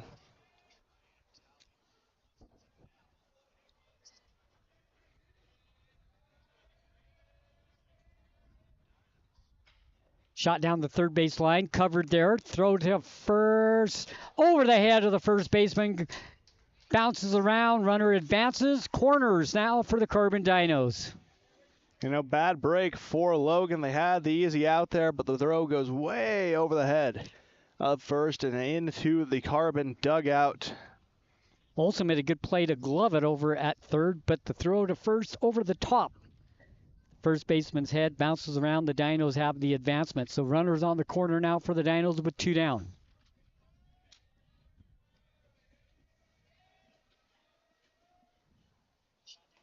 First pitch in there for strike.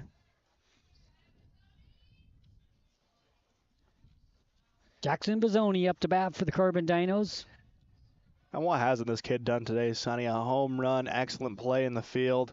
Just about everything the Dinos could have wanted, he's been able to pull off. Pop up to third, and it lands. They lost it up there, and Paxton Falk will touch home for the Carbon Dinos. I think Logan's looking for an infield fly call, but no such call coming in. So a run comes through for the Dinos.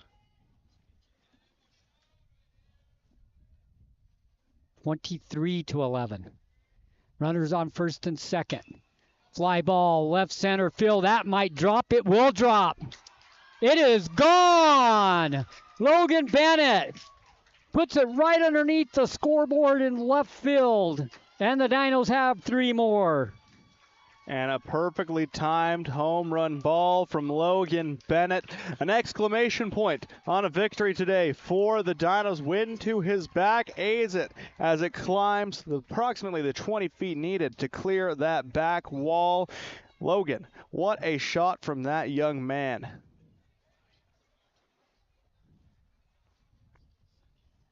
Three-run blast for the Dinos, puts them up 26-11. 37 total runs today, Sonny.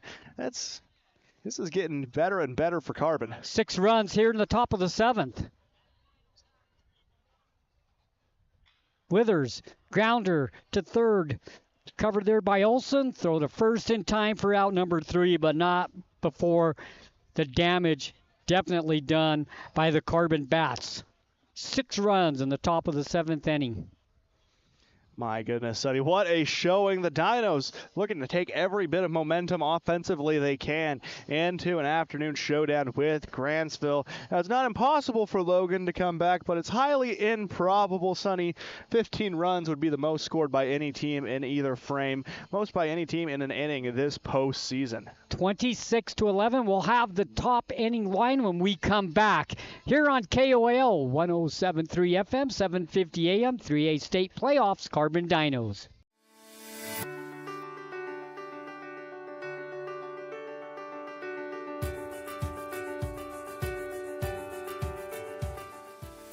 Hi, I'm Dr. Daniel Kelly, owner of Castle Valley Orthodontics. What's keeping you from having a perfect smile? We understand what you want from a local orthodontist. And here at Castle Valley Orthodontics, you'll be treated like family.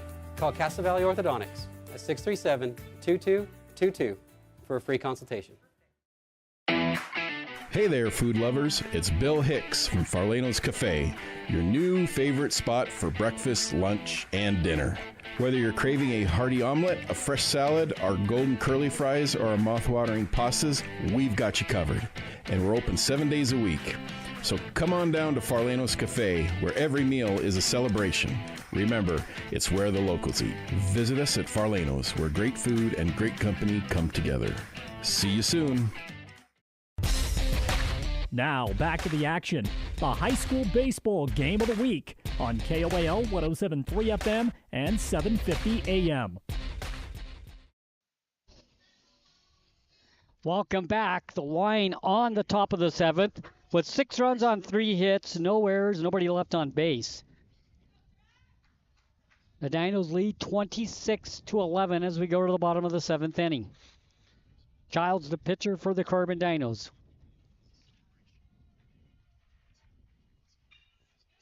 Line shot down the third base line goes foul by Ramirez. The line for the Dinos, 26 runs on 25 hits, 2 errors by Logan. The Dinos have left 9 on base. Yeah, and we've talked about it, we've harped on this, Sonny, but the momentum the Dinos have been able to build in this game going to be a big boost for them as they face off against a Grantsville team who's not going to be playing their second game of the day. You know, you could look at it 2 ways, a benefit or a detriment. For the Carbon Dinos, I think definitely a benefit they had this showdown with Logan. Shot down the third base line, again goes foul, 0-2 count. Dinos scored 3 runs in the first, 4 in the second, shut out in the third, but then 7 in the fourth, 3 in the fifth, 3 in the sixth, 6 in the seventh. Yeah, only the third inning was the time we saw the Dinos unable to score, and that was just great defense by Logan. From that point on, it's been the Dinos defense that's done the damage. And that's facing 6 different pitchers. Wind up in the pitch by Childs. Outside in the ball in a 1-2 count. Powerful gust of wind blows, one similar to the one that helped Logan Bennett's home run carry over that tall wall. What a shot by the senior on that one. His 5th home run of the season. Pitch by Childs. High in a ball, 2-2. Evens it up. Good patience in the box.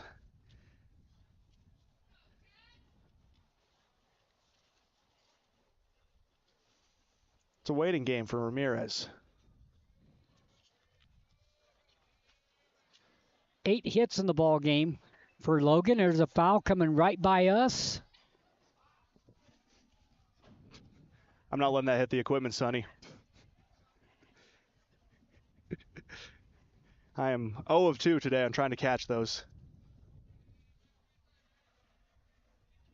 2-2 count.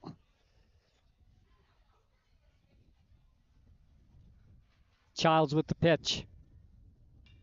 Fly ball left field. To the warning track. Caught out there by Cash Withers for out number 1. Added difficulty to that one as the wind shifted from going north to south and blowing right to left. And he does a good job tracking it on the run. Sun shining in his eyes for out number 1 of the inning. Well, you really can't. You can't judge the wind because it's gusting. For a second, it's going to center. Now it's going right to left. It's just swirling around. You never know where it's going to land next. But it's getting worse as the day goes along. It's definitely, if it stays up like this, will have an effect on the games coming up. Pitch down low and a ball in a 1-0 count. 2 outs away for the Dinos to move on and play at 4:30.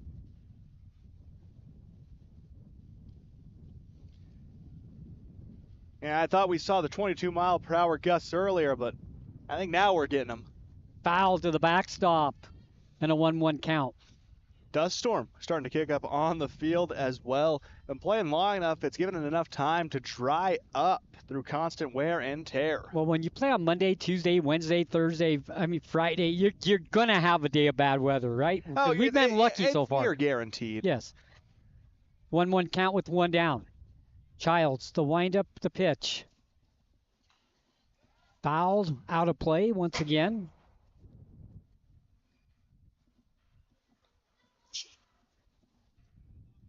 When you hear that rattle, that's the ball hitting right above us.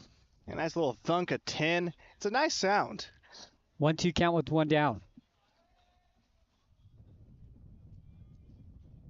Childs with the pitch. High in a ball, 2-2. Evens it back up. Childs hunting for the strikeout.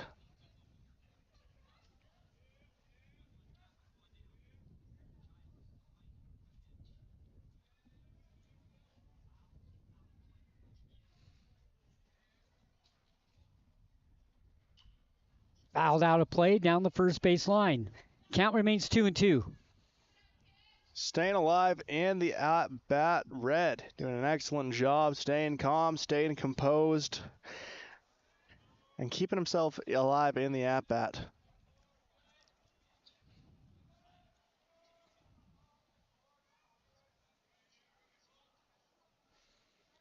Pitch by Childs. Pop-up goes to Wilson at first. The wind takes it and it'll fall to the ground. Yeah, you can't really blame that on a player, Sonny. The wind wreaking havoc right now. You had 3 players in the area, but none of them able to get close to that ball as it dropped back down to earth. Colt Red runs the play out like he should, especially with the wind. He gets on first base. Kai Olsen up 2 for 3 on the day. A couple of singles, grounded out to shortstop. Scored a run in the first inning. Runner on first with 1 down for Logan. Trying to stay alive here. 26-11. The Dinos up here in the bottom of the 7th. Officially. Logan scored 2 runs in the bottom of the 6th to make this game go 7. They had to have them, and they got them. Yeah, they were quite literally needed to keep this game going, and now down to their final 2 outs. Logan still not going away down 15. I like the grittiness from the Grizzlies. Yeah, you said it several times that this team doesn't quit. They don't. Childs looks over at first base to wind up the pitch. In for the strike and an 0-1 count. Good delivery by Childs on that one. Calm as can be. Throws it right down the pipeline for strike number 1. The wind really roar now from right field to left field. The pitch, the runner goes. Pitch goes to the backstop. Runner will stay at second. 1-1 count with 1 down. Runner at second. Bottom of the 7th. Not just the flag moving right to left now, it's the pole along with it. Next game was scheduled at 4:30. I don't think we're going to be starting at 4:30. I don't think that's going to happen. This game started at 11. It's 2:02. This has been a 3-hour game. Might happen. We'll see if it doesn't blow us away because the wind's getting worse by the minute. Fly ball, center field. Bennett tries to come in to get it. He can't. It falls in front of him. Runner's on the corner with the single out to center field. And that's through no fault of his own. Normally, Logan will snag that one out of the air easily, but the wind not allowing anything easy. Now batting number 19, Mason Red will be up to bat. Reached on an error in the first inning, scored a run, singled in the 4th, and scored a run. Urbanek conducts traffic before stepping back behind home. A luxury to have a freshman playing catcher and controls things the way he does. Yeah, he may only be a freshman, Sonny, but he acts like he is an amateur in the AAA system. Pitch in for a strike and an 0-1 count. He guy's a professional in the AAA system. But he's acting like a veteran leader.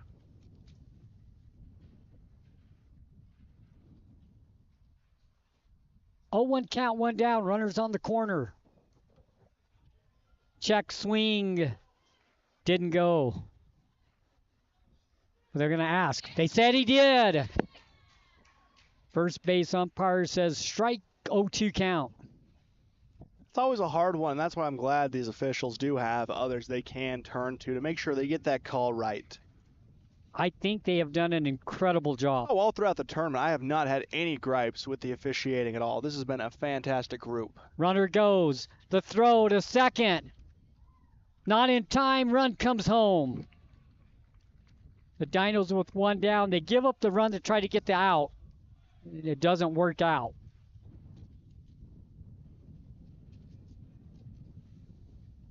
And it was a good throw, nearly able to get the pickoff on second, but inches short. So now runner on second. 26-12. Pitch in for a ball and a 2-2 count.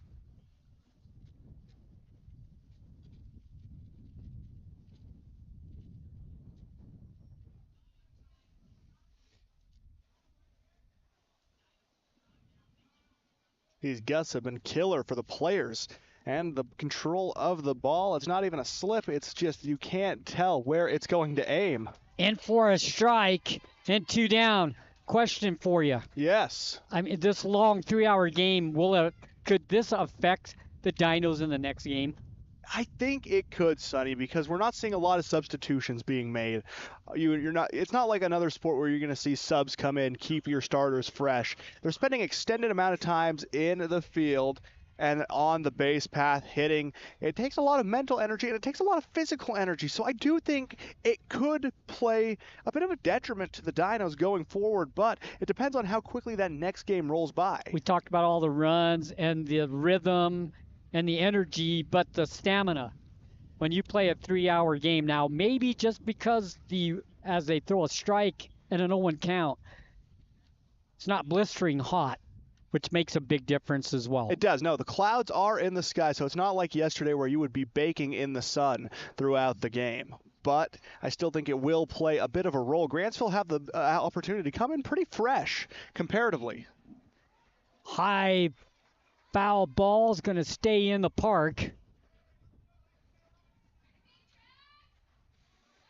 And the count 0-2. Wind took that one for a ride as well, Sonny. It was blowing all over the place. We got a glimpse of how hard it would be to try and track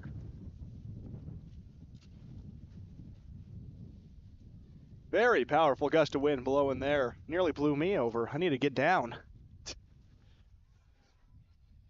Hanging on to the bar here. 0-2 count with 2 down. The pitch. Line shot out into left field over the top of the third baseman's Falk's head. The runner play at the plate, not in time. So, but they get the play at second. And then they get the play at second. And that ends the game. Well, Sonny, final game time for you. 3 hours, 7 minutes for the Dinos and the Grizzlies to bring this one to a full 7. They didn't get the play at the plate, but they kept into the play, and they make the play at second as they tried to stretch that out to get another runner in scoring position. It doesn't work out for them, and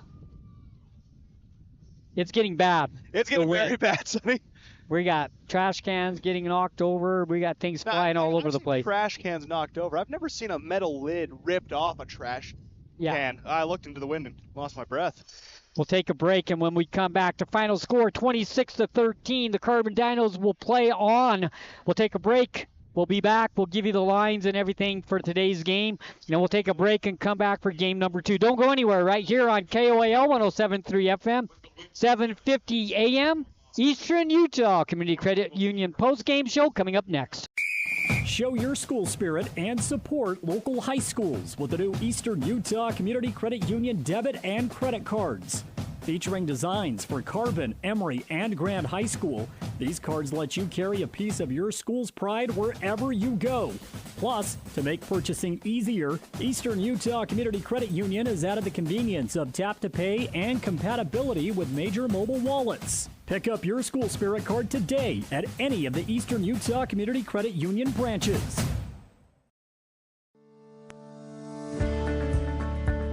At Oliver Law, we specialize in criminal defense and DUI. Everyone needs to know their rights. Let us guide you through the criminal justice minefield.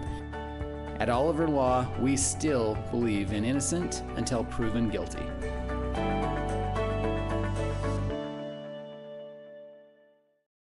When your comfort is on the line, trust the experts who care. At Air Temp Heating and Cooling, we've been dedicated to keeping Castle Country cozy since 1999. Our certified technicians are ready with 24/7 emergency service and the latest knowledge in heating and cooling technology. As a proud Bryant authorized dealer, we'll do whatever it takes to ensure your home or business stays comfortable year-round. Call Air Temp Heating and Cooling today at 637-4468. Diagnostics? Check. Transmissions? Check.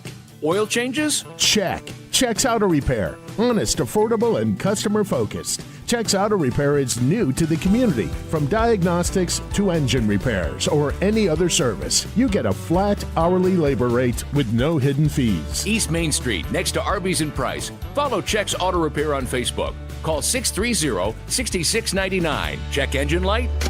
Take it to Checks.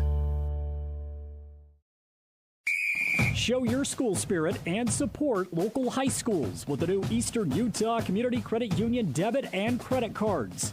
Featuring designs for Carbon, Emory, and Grand High School, these cards let you carry a piece of your school's pride wherever you go. Plus, to make purchasing easier, Eastern Utah Community Credit Union has added the convenience of tap-to-pay and compatibility with major mobile wallets. Pick up your school spirit card today at any of the Eastern Utah Community Credit Union branches. It's the high school baseball game of the week on KOAL 107.3 FM and 750 AM. Welcome back to Lindquist Field, a very windy Lindquist Field here in Ogden, Utah. The line on the bottom of the 7th inning for Logan, 2 runs on 3 hits, no errors, nobody left on. They finish with 13 runs, 11 hits, 2 errors by the Carbon Dinos. And, you know, Logan only left 2 runners on base. With all these runs that were scored and the offense that we've seen, Logan left 2 runners on base. And in a game as filled with offense as this one was, Sonny, that's a testament to how excellent they were when they had their opportunities. They did not let many of them get by. Now the Carbon Dinos line, 26 runs on 25 hits, 2 errors by Logan, and the Dinos left 9 on base. It was an offensive showing for the Carbon Dinos here in game number 1. I mean, if you look, I mean, there's runs, there's hits everywhere on the scorecard. Just a strong offensive showing for the Carbon Dinos going into game number 2. And the bats were hot as could be, and we talked about it. That's good momentum for Carbon to try and continue going into this next game. But one of the biggest things that we recently discussed is the problem of fatigue. A 3-hour ball game is no easy task, and it can take a toll on you, especially given the conditions. Now, the sun not beating down directly on them, but it still is a pretty decently warm day. Temperature right now at 81 degrees here in Ogden. So the sun may not be beating down on you, but that residual heat is going to impact you. Stats, and then we'll take a break from game number 1, and we'll be back here in a little bit, but we'll take a break. We'll be back. We'll give you some of the stats for Carbon. I mean, we have a lot of them. Yeah, we can have a long pregame show, a postgame show as we did game. Yeah, no, it'll take about 3 hours to rattle off all of them. That's how effective the Dinos were in the box. Great offensive showing for the Carbon Dinos. Once again, they win 26-13, and they move on to play Grantsville. It's scheduled at 4:30. I don't quite know for sure if it'll start at 4:30 because this game went for over 3 hours, but we'll see.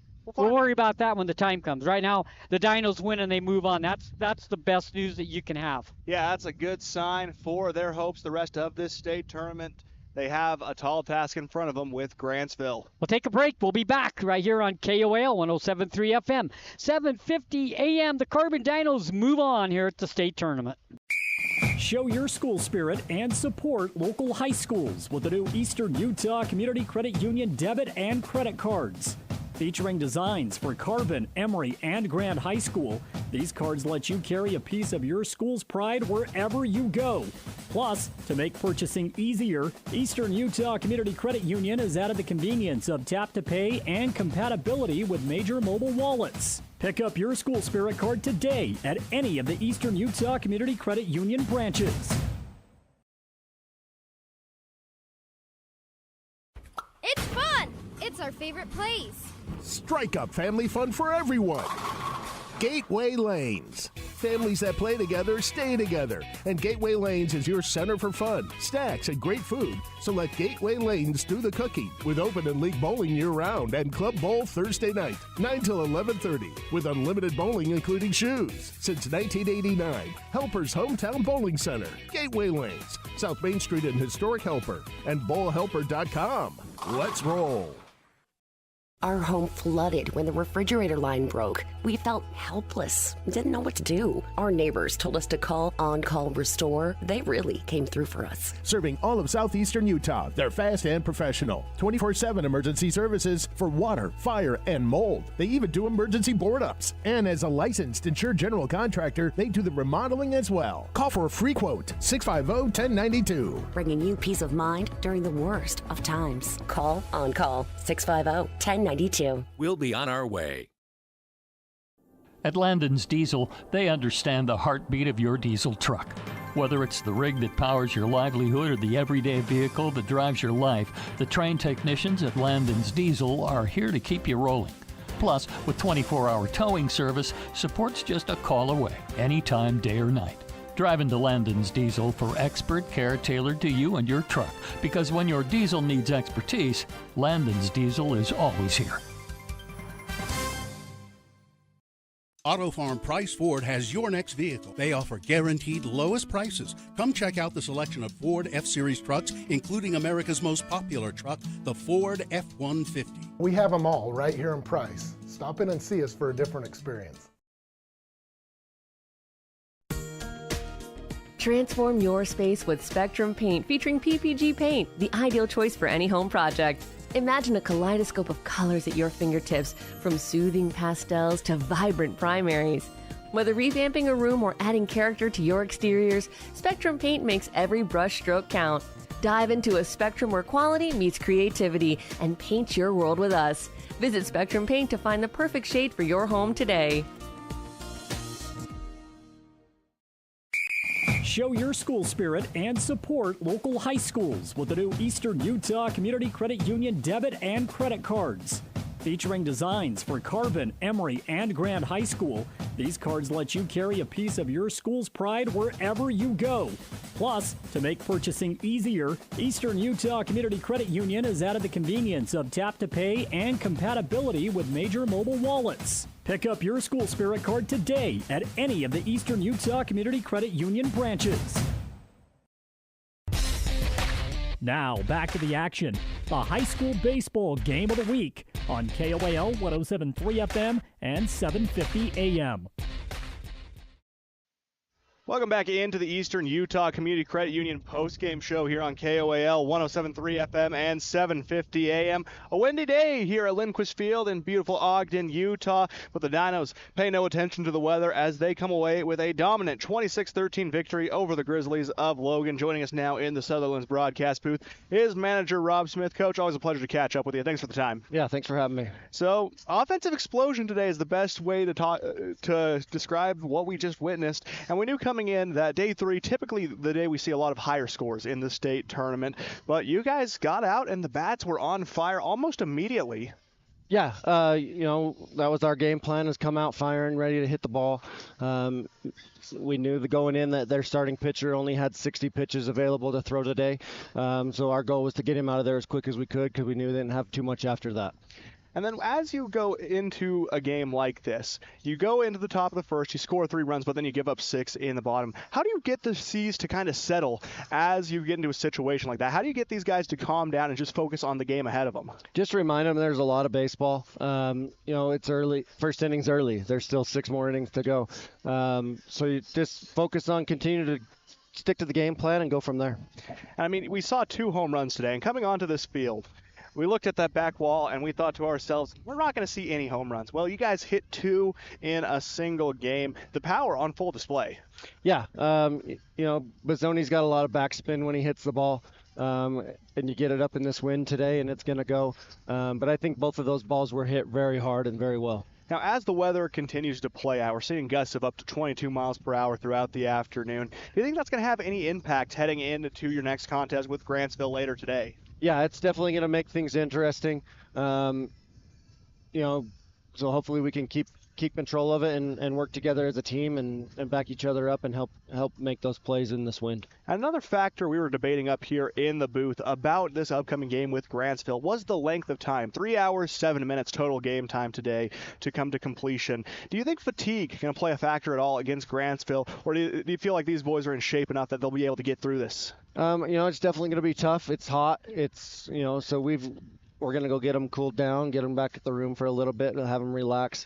Get some fluids in them, and hopefully they can recover and come ready to play. And going back to yesterday's game against Grantsville, what was the message to the team after the loss to get them this fired up for today's game and now a potential rematch with Grantsville? It's the same thing we've been talking about, lots of confidence. The boys have it. They know they can play with anybody if they play their game, and it's just going out and doing it. So we can play with them. We just got to go do it. That's the thing that we always like to bring up when we see something in the field. You harp on those errors. You want to make sure that you play the cleanest game possible. And for the most part, with the exception of some weather-related gaffes, you guys played very well in the field today. Yeah, a couple little mistakes with the wind, but like to see cleaner baseball for sure and take care of things. And that game's over a lot sooner than it should have been. Now, going into this contest with Grantsville in just a few hours, what's the message for the team to get them ready for this contest? Go play baseball the way we can and give ourselves a shot. If you guys do that, I think you have more than a shot to come away with a victory today. Coach, anything you want to leave Dino Nation off with? No, go Dinos. Let's go get another win. Coach, always a pleasure to catch up with you. Thanks so much for taking the time. Yep, thanks for having me. Again, manager Rob Smith joining us up here in the Sutherland's broadcast booth, talking about Carbon's 26-13 victory over the Grizzlies of Logan. We'll take one more break and be right back with more of the Eastern Utah Community Credit Union post-game show right here on KOAL 107.3 FM and 750 AM. Show your school spirit and support local high schools with the new Eastern Utah Community Credit Union debit and credit cards. Featuring designs for Carbon, Emory, and Grand High School, these cards let you carry a piece of your school's pride wherever you go. Plus, to make purchasing easier, Eastern Utah Community Credit Union has added the convenience of tap-to-pay and compatibility with major mobile wallets. Pick up your school spirit card today at any of the Eastern Utah Community Credit Union branches. Diagnostics? Check. Transmissions? Check. Oil changes? Check. Checks Auto Repair. Honest, affordable, and customer focused. Checks Auto Repair is new to the community. From diagnostics to engine repairs or any other service, you get a flat hourly labor rate with no hidden fees. East Main Street, next to Arby's and Price. Follow Checks Auto Repair on Facebook. Call 630-6699. Check engine light? Take it to Checks. Show your school spirit and support local high schools with the new Eastern Utah Community Credit Union debit and credit cards. Featuring designs for Carbon, Emory, and Grand High School, these cards let you carry a piece of your school's pride wherever you go. Plus, to make purchasing easier, Eastern Utah Community Credit Union has added the convenience of tap-to-pay and compatibility with major mobile wallets. Pick up your school spirit card today at any of the Eastern Utah Community Credit Union branches.